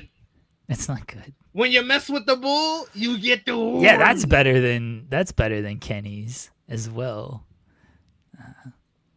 Again, Kenny's catchphrase is not like. Is it on a T-shirt? If it's not on a T-shirt, it ain't a good catchphrase. It's on a T-shirt. I have a T-shirt. Is it on a T-shirt? I really don't know. I don't know if it's by AEW. It's probably by New Japan. It's on some knockoff T-shirt. Sure. New Japan. No, New Japan. But yeah. Super Kick Party is a better catchphrase. That's not a better catchphrase. Get out of here. Nah, goodbye, good night is top 3. What? Top 3. I agree. Top 3. I agree. Top 3. Whose house is better?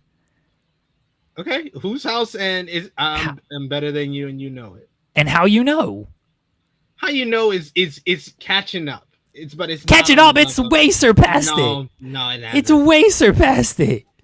No. Andrade gets the mic and people start chanting it. It's way surpassed it. Nobody chants Kenny Omega's catchphrase. Every city that I see, except for last night, usually say his catchphrase along with him. Okay, they say it along with him. They don't say it like the moment he picks up the mic. Goodbye, good night. That don't even sound right. Yeah, that's why it's a shitty catchphrase. Because you can't chant it. It's not a chantable catchphrase. That's why it's no good. I just like that Kenny's acting like this is the greatest catchphrase ever. Like, they don't even have a catchphrase. Listen to mine. I don't know why he said that. I don't know why he said that. I'm not. That was my point on this. I don't mind him doing his catchphrase. I just think it's a top 3 catchphrase. It's not top 3.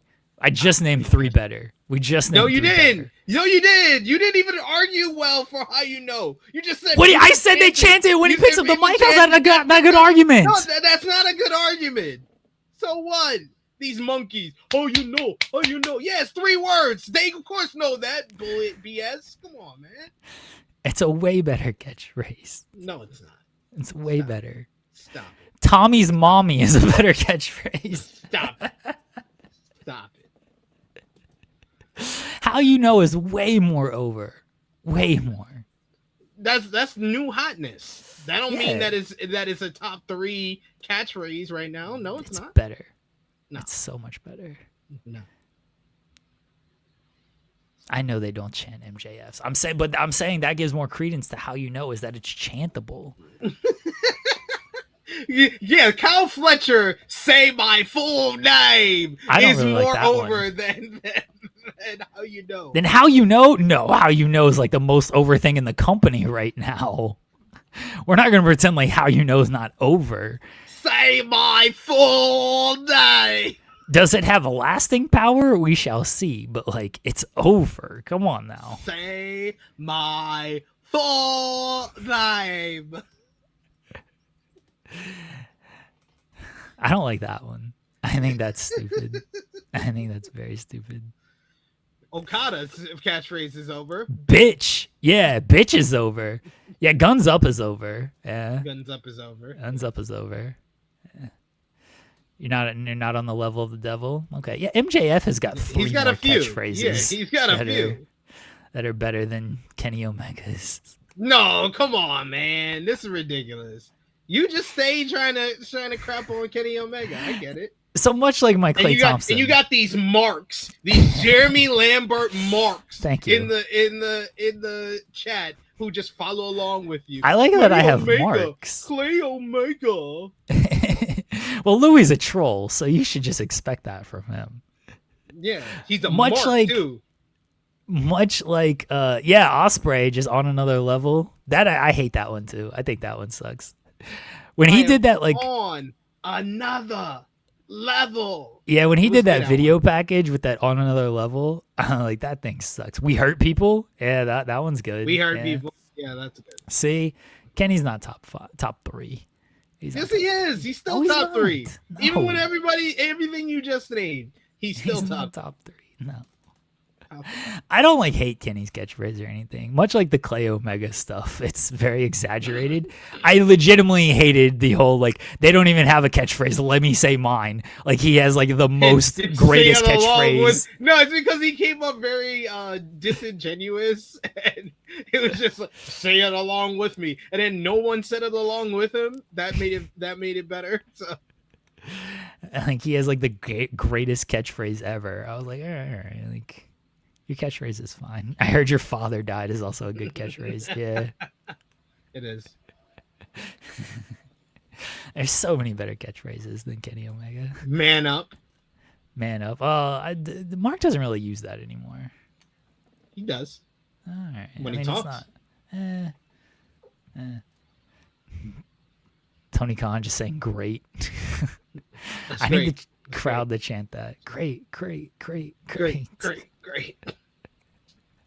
Breathe with the switchblade. Okay. There's so many better catchphrases. The breathe with the switchblade is not breathe with better. the switchblade is not better. Good night. What are we talking about? Fuck ice, yeah. Yeah, Brody King's got the best catchphrase. He does. Yeah.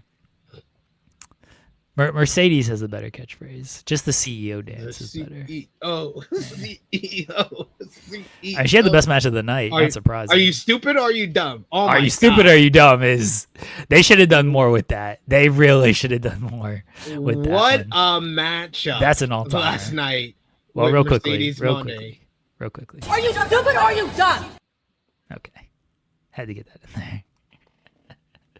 Yeah, Mercedes and Azuki was amazing. It got the most time on the show, which was very nice. 22 minutes, the longest women's match in AEW Dynamite history.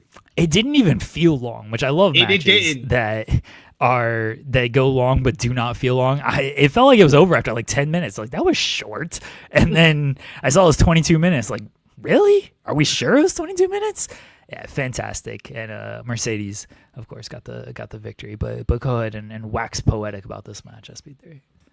Can we talk about how good Hazuki is? I've known how good Hazuki was since seeing her against Saya Kamatani back in 2023, and then I've done my research and seen her first run in Stardom. But she has probably been the most underutilized Stardom talent for the last couple of years, especially the fact that she's never won one of their top two titles, the Wonder of Stardom Championship, which she's chased for years, or the World of Stardom Championship, when she has been one of the very best in-ring performers in that company over the last couple of years. And her in AEW, she's just been all hits, no misses. She had a great match with Maya World, another damn good matchup with Persephone. And then this matchup here, they could have just went out there, had like a 15-minute, 18-minute matchup that is probably the best matchup of the Owen Hart Cup, but it's nowhere near what they did in San Jose back at the end of 2024.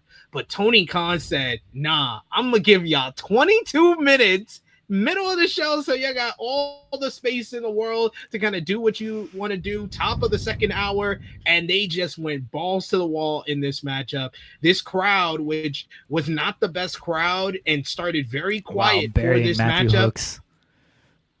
Sorry, Matthew. You were good. You were good, but the crowd around you wasn't the best all night. They started off like not into the matchup, but as it went on and as Suzuki fought from underneath and her comebacks in the matchup, and then just the stiffness, they were laying shit in this whole entire matchup. The Meteora onto the stage, onto the ramp area. You had Hazuki with the brain buster and almost getting the near fall on that. On the bombs away senton and almost getting the near fall on that. Her dives to the outside, hitting her with the triple topes, 3 in a row. And then Mercedes, it drove Mercedes to lay her shit in. And I don't think there's anyone better in the world of wrestling when it comes to executing more kind of stiff offense and taking it at the same time and bumping around and making your opponent look like $1,000,000. Like you had that one point where Hazuki is just clobbering her in the corner, and then they pan over to Mercedes, and Mercedes has like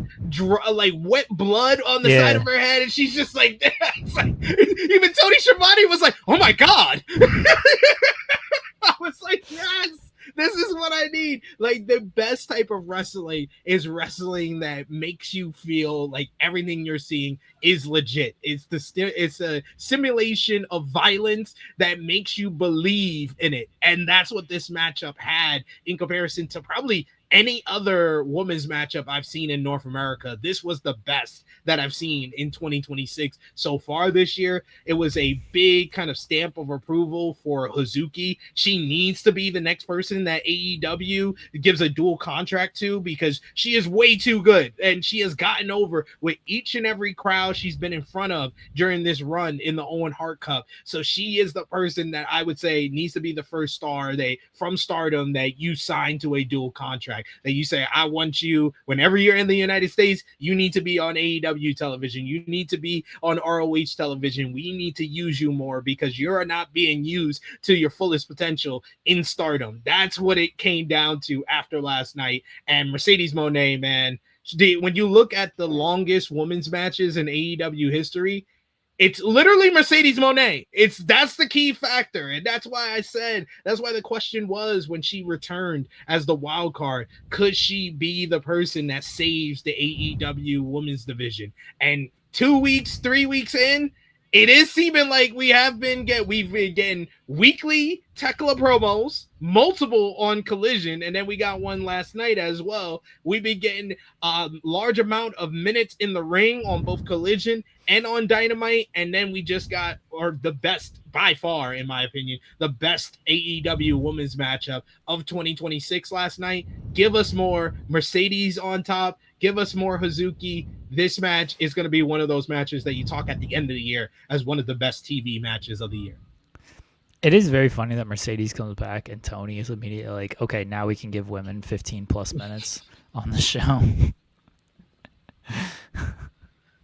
It is funny. It is funny.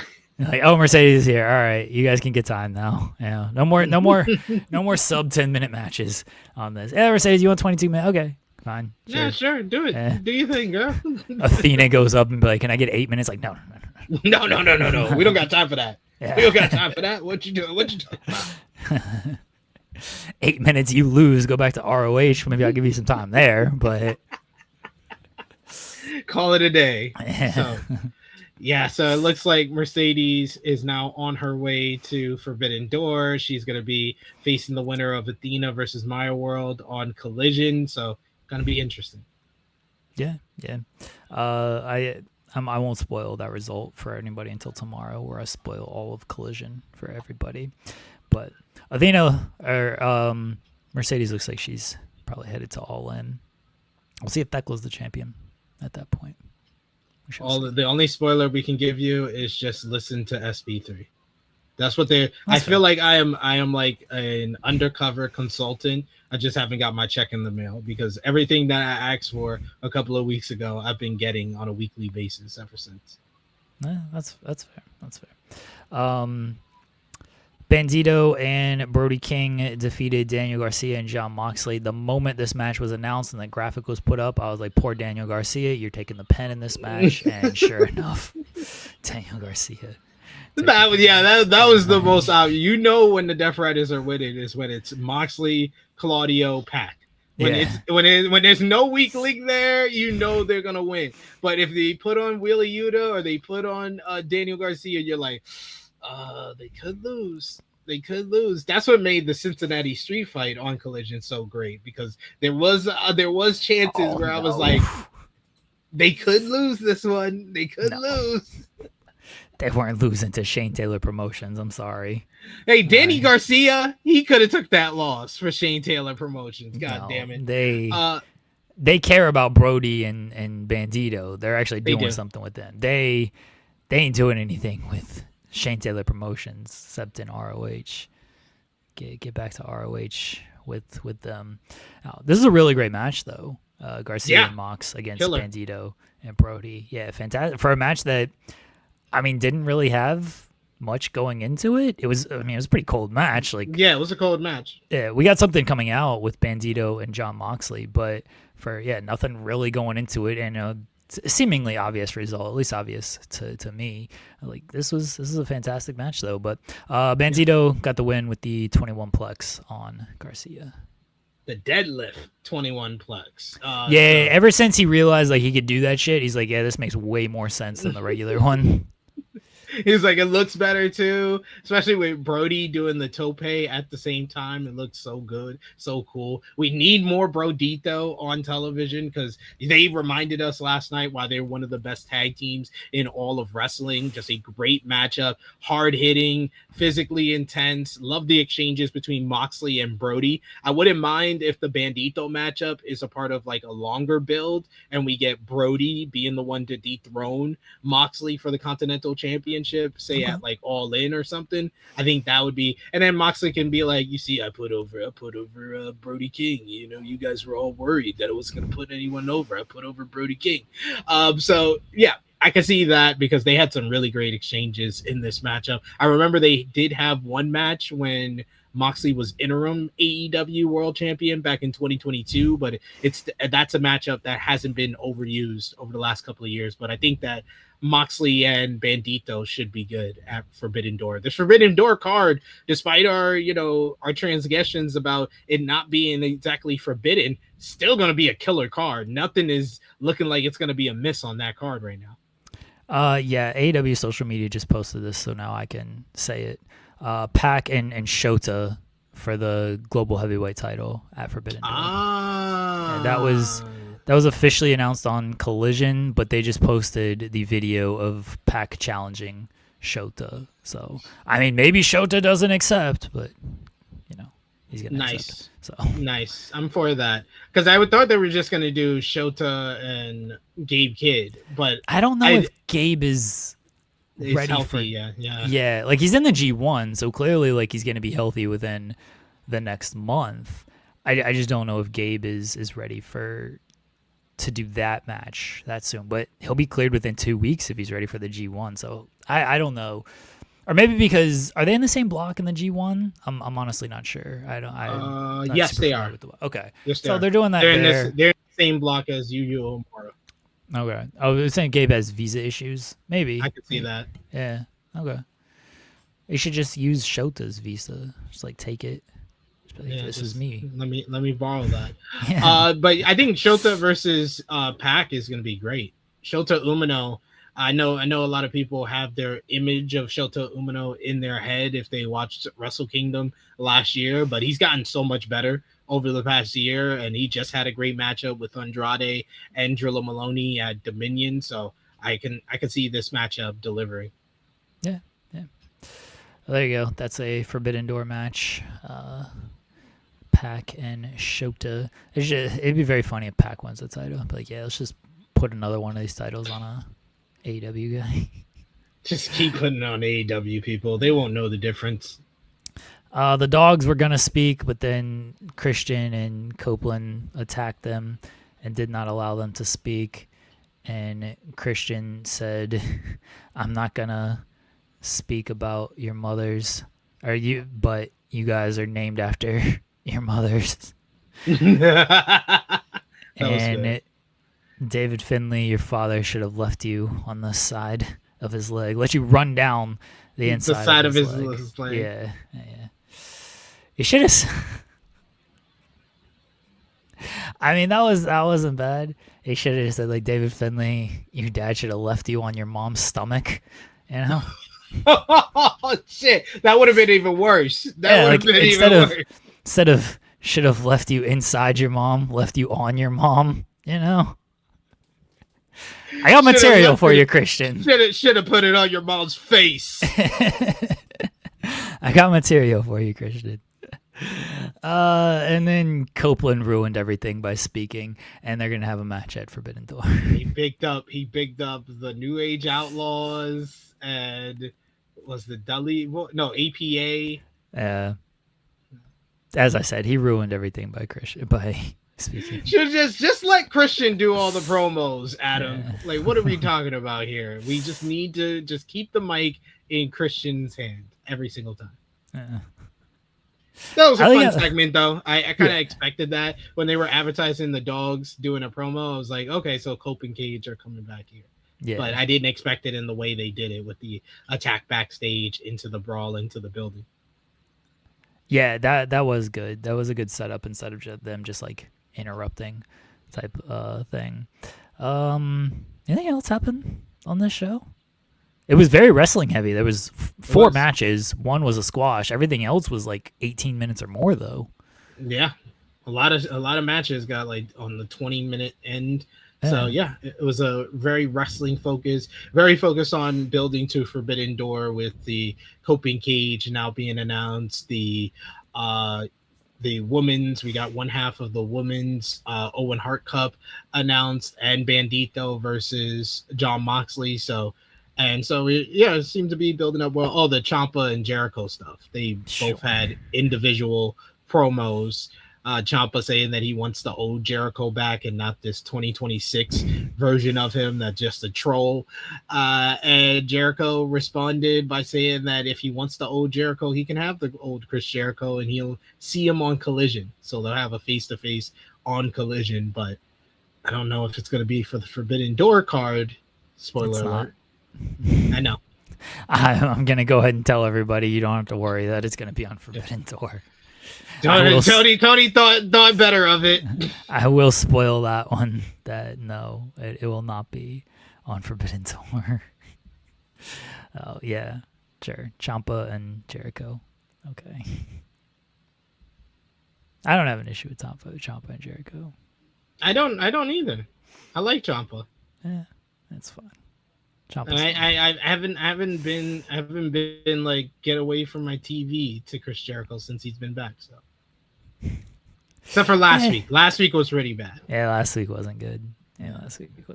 But all right, that was Dynamite. Everybody, anything else? Oh, you got matches of the week? Yes, I do. Okay. Yes, I do. All right, here. So we got our 3 honorable mentions as usual. I will go with.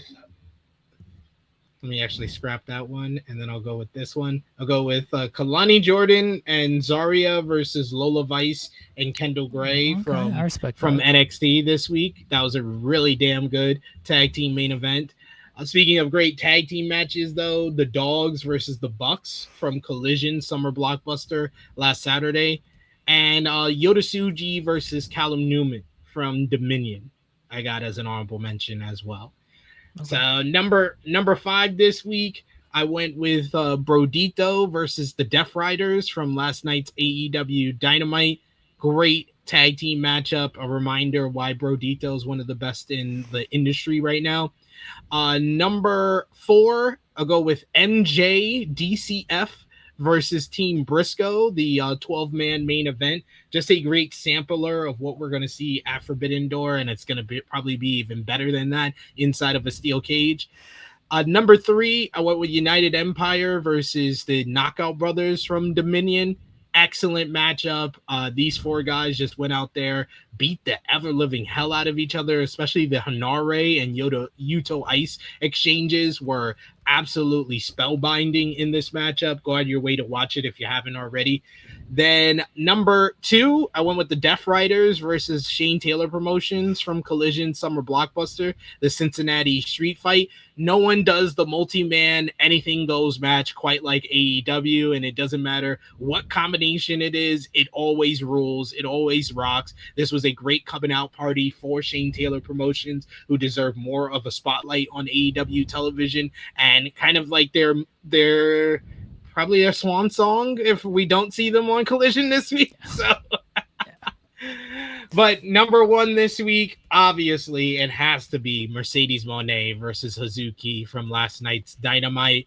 Just an absolutely phenomenal matchup. These 2 ladies have top-notch chemistry. It's off the charts when they're in the ring with each other. They have that physicality that you don't get always in women's matches, but when you do, those are the special ones. And this one was special. One of the best women's matches of 2026 so far this year. Can't believe you didn't show any love to B-Fab and Michin against Chelsea Green and Tiffany Stratton, where B-Fab and Michin I hope you show respect to them by putting them in worse matches in 2 weeks. Well, it's a WWE Women's Tag Team match, so that has been at the top of my list every single month so far. Just throw a dart and pick one. And this one, there were 2 women's tag team matches on SmackDown this past week, and this was the worst of the 2. And the other one wasn't like great. Wasn't anything to write home about either. Yeah. It was honestly the best Brie and Paige match we've gotten since they returned, though. This is true. This is true. Hats off to Fatal Influence. Yeah. All right. Anything else? You want to play like 5-star Booker before we go? Let's do it. Okay. We can do that. All right. Well, we'll do 5-star Booker. Why won't it? Okay, there we go. Yes, Global Wars tonight. The Global Wars looked good. I already spoiled the match, but Global Wars does. Yeah, I'm looking forward to that match. I'm looking forward to Athena and Shuri. That should be amazing. They had a great matchup earlier this year, so I'm looking forward to that. I think there was a 12-man tag I saw that's gonna or a 10 or 8-man tag. I think it's Speedball and the Outrunners and Dalton. Yeah, it's not Dalton. It's I think it's Mystico actually. Oh, even better. Yeah. So. I forget who I think they're facing Lethal Swirl and someone else. Lethal Twist. Yeah. And someone else. But yeah, it's an 8-man tag. Okay. You want to do salary cap? Let's do it. We haven't done salary cap. Let's do Sicko. Let's do 125. All right, we're capped Jesus. All the promotions. Come on now. We got to do all the promotions. All right, we're capped at 125. I've never done salary cap, so I mean, I assume I know how it works, but I'm not 100% positive. All right, ready? Let's do it. Okay. All right, the venue. I still don't know if the venue matters. Tucson, Arizona, crack capital of the world? Shit. There's a high abundance of crackheads here. All right. Impact. Oh, Jesus. 2021 Impact. Ugh. Can we pick Kenny Omega? Ooh, yeah, we can. How much is he making? $37. We're blowing a lot on Kenny Omega. All right, we might have to go lower. Yeah, we gotta. Yeah, we have a $13 budget per pick, which obviously it doesn't. Everybody doesn't have to be 13, but okay. I don't. We don't want to overspend early, right? Like we want to. We want to save something for later. Yeah. So should we go under? We want to pick Moose or Trey Miguel? Yeah, Trey Miguel. David Finlay? David Finlay? Yeah. Let's pick David Finlay. That's a cheap. Okay, yeah, David Finlay for $9. All right. David Finlay opener? Let's put him in the opener. I mean, 2021 David Finlay in Impact. Ain't lighting the world on fire. Oh, see, AEW 2024. See, it feels like we're going to spend money here. Or I feel like we can get somebody underrated for like cheap. Or do you want to spend here? Man, these people. I think, yeah, Brian, come on, man. Like, Brian, Swerve, Ospreay in 2024? Yeah, $40 though. What's the difference between Brian and Ospreay? Nothing. Damn! All these people are 50. Yeah, all these dudes are $40. Match quality is 99. Appearance track is 29. I'm just looking. Yearly Booker rating is 95. What's Brian's? Brian was up more. Oh, was he? Sorry. 96. I mean, Ospreay has the better numbers. They're the same amount of money. So Ospreay. Are we gonna really spend? There's gotta be. Hold on. Let's see if we can get. What? Tony Storm? How much was she? Oh, yeah, let's go to the women here. Sheet is 40. I guess Mercedes is 35, and her match quality is at a 92. And we saved $5 at the very least. All right, pick Mercedes. Okay. Co-main Mercedes? Semi-main, yeah. Okay. Oh, GCW. All right. It feels like we salary cap thing was crazy. Yeah, 125. I really screwed us with that. You definitely screwed us. We're gonna have an awful card. All right, we gotta go cheap here. Like we have $10 per pick. We have to go cheap. All right, here we go. Alex Zane. Oh, Janela. Janela's only got a 50 match quality. They burying my guy Joey Janela here. Go ahead, Joey. Let's get. But look, Joey. his yearly booking is like, I guess that's good though. That's an 85. Like that seems good, right? Yeah, let's get Joey. All right, Joey against David Finlay in our opener. Okay. Yep.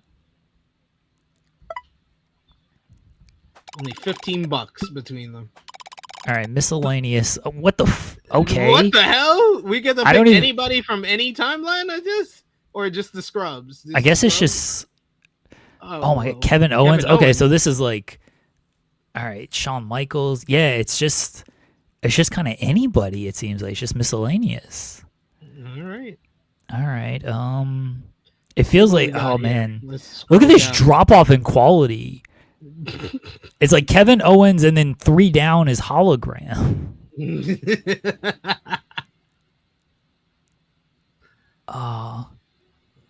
Dude, Let's scroll down. Like, we could save money here. I mean, Ben Danhausen. Hold up, Danhausen though. Danhausen. Yeah, we should Okay. get star power. Solo Sikoa. Solo, let's go. Bring it on. Dip it on. Great Khali. I feel like we just go Danhausen. It's $3 for Danhausen. What is the difference between Danhausen and Ben Bishop? Standing mystery pool. I mean, he's got a better rating. All right, we'll pick Danhausen. It feels like we should get a star quality boost for Danhausen as well. We should. All right, Danhausen. Second match. Yeah, second match. All right, here's a Mercedes opponent right here. 2019 Tokyo Joshi Pro Miyu Yamashita. Watanabe? That's a good pick. But what about Miyu Yamashita? Is she here? She's cheap if she's here because we're at $4 range here. Was she not in Tokyo No. Joshi Pro in 2023? It doesn't That's look crazy. like it. Do you want to do Mina? She's $10. Why don't you just go to all? I was just looking at women. Just put all. Okay. I don't think that. Oh, there's me. There you go. Yeah. $40. Oh, she was there. I guess I just didn't scroll up enough. That's on me. Oh, okay. Okay. That might be too much. Yeah, $40. We'd only have $30 left, and we got like 2 more matches to fill in. All right, scroll down a little bit then. That's what I'm Scroll saying. down. Like, Aja Khan. where's Aja Kong? $21. You still have 50 or so. I'm looking at the. I don't know. Allison K has like a high rating, like a 78, and is only $14. Hey, I'll leave it up to you now. I mean, Allison K might just be the play based on money to stats. We'll do Allison K against Mercedes. Or we could do 2 women's matches. Okay, you want to do 2 women's matches? Yeah, put her in the 3rd match. All right. We got to save money here. Like, There we can go. spend- We're getting Tokyo Joshi Pro again. All right. All right. All right, now how much money we got now? We got $56 left. Oh my god. We have $11 per pick. Oh my god. What are we doing? We don't have. What was Thunder Rosa rating in 2023?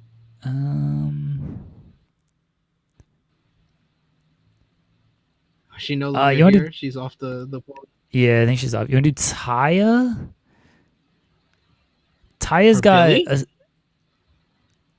Taya's got a 78. Is only $11. All right. I mean, Nyla's got a 76, only $9. Or Nyla, sorry. You want to do Nyla? Yeah, let's do Nyla. Nyla against Allison? Okay. Yeah. All right, we can save a little bit of money there. All right, we have 1, 2, 3, 4 more spots left. And Tokyo Joshi Pro again. Why do Jesus. get Tokyo Joshi Pro every time? We have 4 spots left, and we only have $12 per pick. They're begging us to take Yamashita. Like they're just like, you bitches got to take her. I'm sorry. We should have put Mercedes in the main event.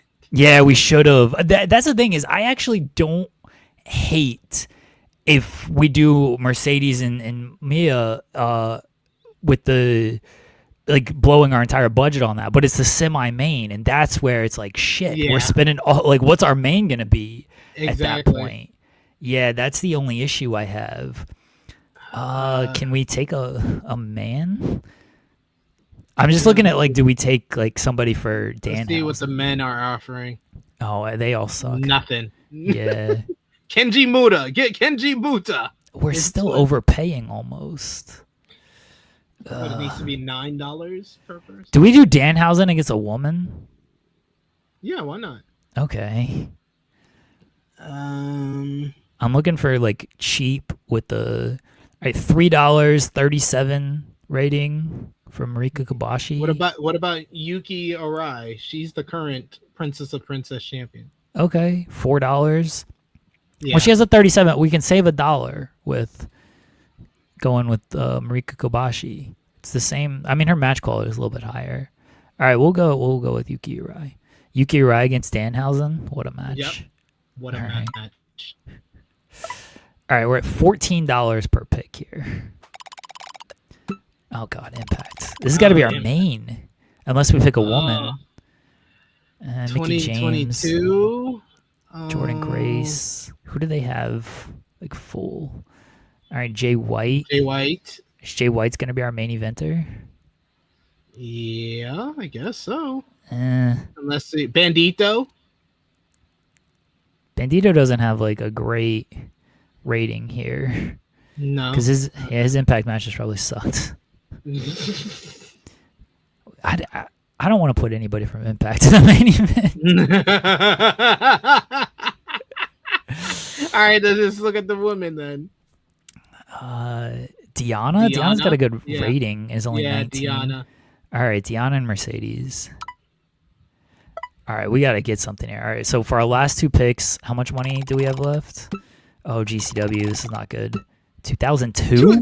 This promotion didn't exist in 2000. We got to respin? Yeah, we got to respin. We have no choice here. Oh, wait, American Dragon. That's Danielson. That's Danielson again. He's cheaper. He's cheaper. Skip promotion. Do you want to skip promotion? Okay. Yeah. All right. All right, TNA 2000. Oh, wait. It was just skip promotion. Okay. All right, okay. Jeff Jarrett, baby. Main eventer Jeff Jarrett. Let's go. Oh, God. No. 2002 TNA sucked. It did. Get AJ. I would say still get AJ Styles. Or is he above Jarrett? No, this is the top right here. Oh, Jarrett's where's tops. AJ? Where's AJ? Monty Brown. Did AJ wrestle in 2002? Yes, he did. He definitely did. Go to men. I just search. I'm at all. Oh, okay. He's not there. I don't know if he was there in 2002. Oh, wait, it's saying that we can't afford him. Oh, okay. All right. Well, that makes sense. Okay. Yeah, that makes sense. Okay. Kurt Hennig.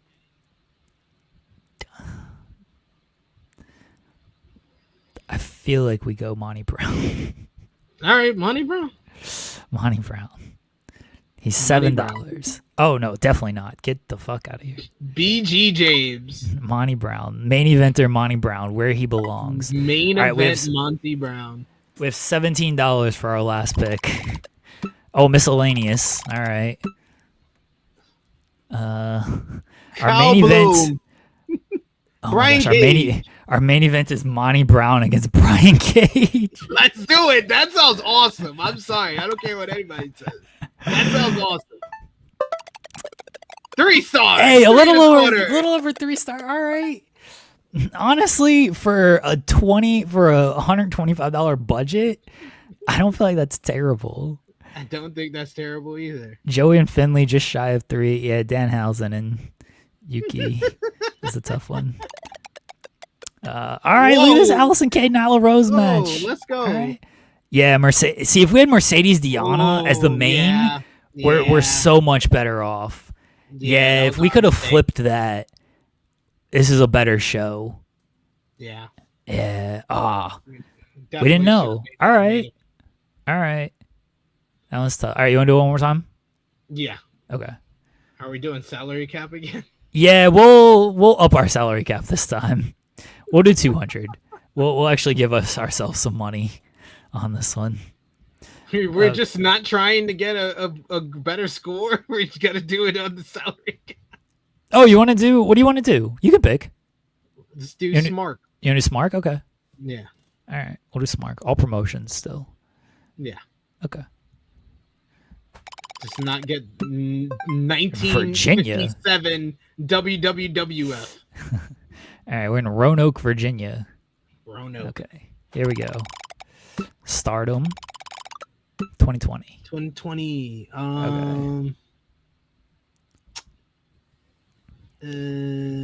Julia or Azumi Julia?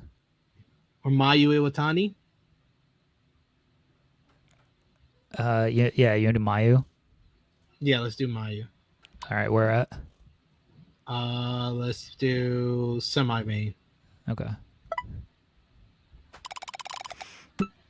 The Tokyo Joshi Pro. They love us in Tokyo Joshi Pro. Now we can pick Miyu Yamashita. Yeah, now we can pick. Yeah.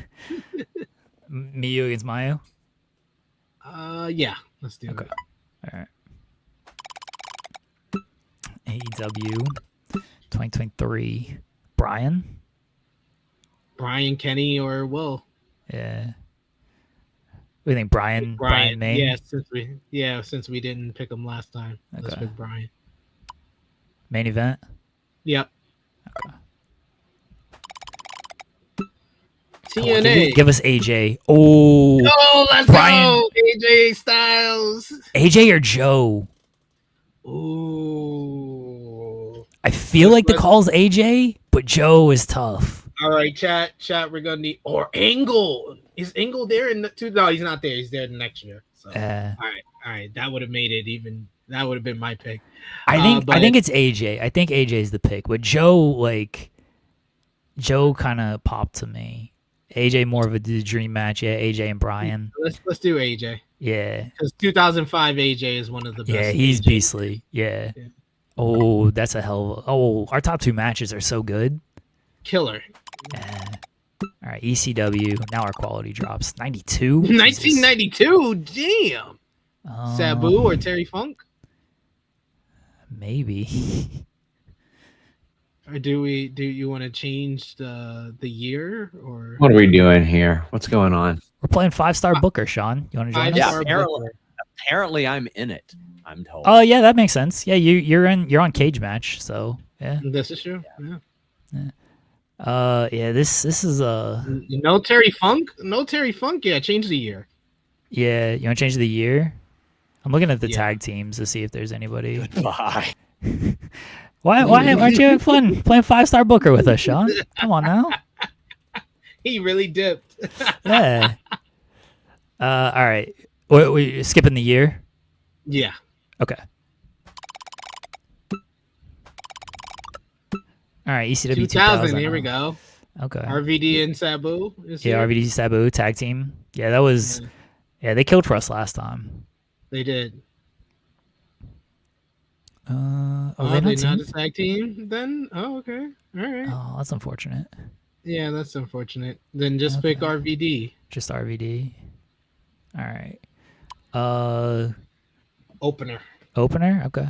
Go hot opener. Yeah. Okay. Oh boy. Oh no. Oh boy. No. 1959. God damn it. Where's Bruto? No Bruto in 1959 either. No, we got There we Bruno. go. Okay. Bruno. All right. Yeah, we'll take Bruno. Match 3? Yeah, match 3, Bruno. RVD in 2000 against Bruno Sammartino in 1959. Sounds like a hilarious fucking match, though. I'm just saying. Bruno being the base for RVD. Yeah. Do you want to do RVD and Bruno? Let's do it. Okay. All right, AEW 2026. Oh. MJF Will? or MJ? Ospreay? Yeah, MJF. Yeah, MJF. Yeah, MJF has had so many good matches this year.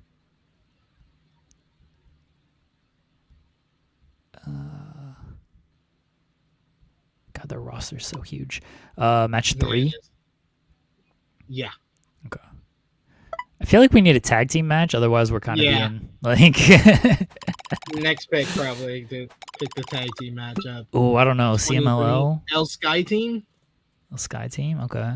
which is is there? It might just be around? under Mystico. Like I Or don't know. If they'll- Jalistico, yeah, or Charistico. Oh, yeah, El just Sky El, Team. El Sky Team. Okay. Yeah. All right. MJF against El Sky Team. Handicap match. Yeah. All right. El Sky Team. Yeah. All right. Impact 2018. They have any good tag teams then? Lucha Bros. Ooh. Okay. And Latin American Exchange. Yeah, I'm still. Is it the Lucha Bros? Yeah, that's what. Yeah, the Lucha Yeah. Bros. Okay, there we go. All This right, guy and team now we got and MJF against. Okay, ROH, ROH 2018. 2018. Gresham, Jay Briscoe. Jay Briscoe. Okay, I'm not mad at that. Bully Ray, MJF against Bully Ray. That's how you put butts in the seats, people. Cody. Ooh, Cody. Yeah, Cody. Wait, do we get Kenny? Did he wrestle in ROH? Oh yeah, in 2018? yes he did. He did. Get Kenny. Yes, get Kenny in the middle matchup. Yeah, Get 5 Kenny. stars. Yep. Let's do Yeah, it. Kenny and MJF. Oh, this card's pretty nice, honestly. Oh, look, 6 stars, baby. Let's go. Yeah, this card was straight nice right here. RVD and Bruno. How was Bruno 35th in 1959? 5.5 stars though. Yeah, RVD was number 1. Lucha Bros and El Sky Team. We actually kind of 5.5 picked low stars. on that. Still 5.5 though. Kenny was pretty 6 low, but stars. still 6 stars. 6 6 stars. 6.5. 6 stars. 6.5. Man, this card was beastly right here. Can't get better than that. Nah, that was everything over 5.5. Our lowest rated match. Wait, was our lowest rated match 5.25? Yeah. Yeah. Our lowest rated match was 5.25, and it built perfectly too. Yep. Oh, yeah, we killed that. Yeah, we Smashed killed that that. right there. Give me the pen. Give us the pencil, TNA. I'm gonna submit this as why we should be booking TNA. Save that. Yes. Save that card. Like, I ain't gotta say it. It's online here. We got video evidence of us putting this together. Yeah, we crushed that one. All right, 90. Good job. We got a 90% for pay-per-view flow. As we should. Yeah, the flow was good because we had a tag team match, we had a women's match, everything built up as well. Yeah, we killed that one. Oh, you can swap at the bottom to get a higher rating. Oh, really? Oh shit, we should have done with our last show then. Where do you do that at? Oh, book the swap and rescore. I mean, we don't want to do it for this one because. Yeah, that's perfect. Yeah. Oh, it does say swapping your match 2 and your match 3 lifts your show flow. Ooh, okay. Well, we won't do it for this one, but yeah, for the sicko mode, that would have been nice because our main event was so much worse than our co-main event. We needed it then. Uh, That's fun. That's fun. All right, good shit, SB3. Okay, everybody. Everyone, let everybody know where they can find. Oh, we do have a super chat that I missed. I apologize to Volib. Waiting for Hanger to come back into the mix now. I don't know when he's going to be back. It seemed like they were maybe setting it up last night with. Again, Yeah. I thought it was going to be, Roddy gets DQ'd. Here comes Hangman, but they didn't do that. it'd have to be after Forbidden Door. I imagine he'll be part of the All In build, but Yeah, I don't know past that, like He when would it's actually be- going he to would- be. he would be one of the options for MJF, I'm sure, if he's not in the world title match. Yeah. All right. Let everybody know where they can find you at SP3. You can find me at True Hill SP3. I will be live at 1:05 p.m. Eastern Time with Jimmy Macaram for AE Ramble, reviewing last night's AEW Dynamite. I love the show, which means that Jimmy probably hated the show, so it should be good. Join us for that. We'll talk a little bit about the TNA drama as well, and anything else you guys want to talk about. So join us 1:05 p.m. Eastern Time for that. Friday, I don't have anything scheduled right now, but then I would say Saturday, True Hill Heat flagship podcast, 10:05 a.m. Eastern Time, and of course the Collision post show over on the Fightful main channel. There you go. I'll be back tonight at 6:30. Myself and Steven Jensen talking some wrestling and other nonsense, I'm sure. Joel and I will be back tomorrow. He's going to force me to talk about TNA. That's going to suck. Until then, everybody, you guys take care. Have a good Thursday. Talk to y'all later on. Bye.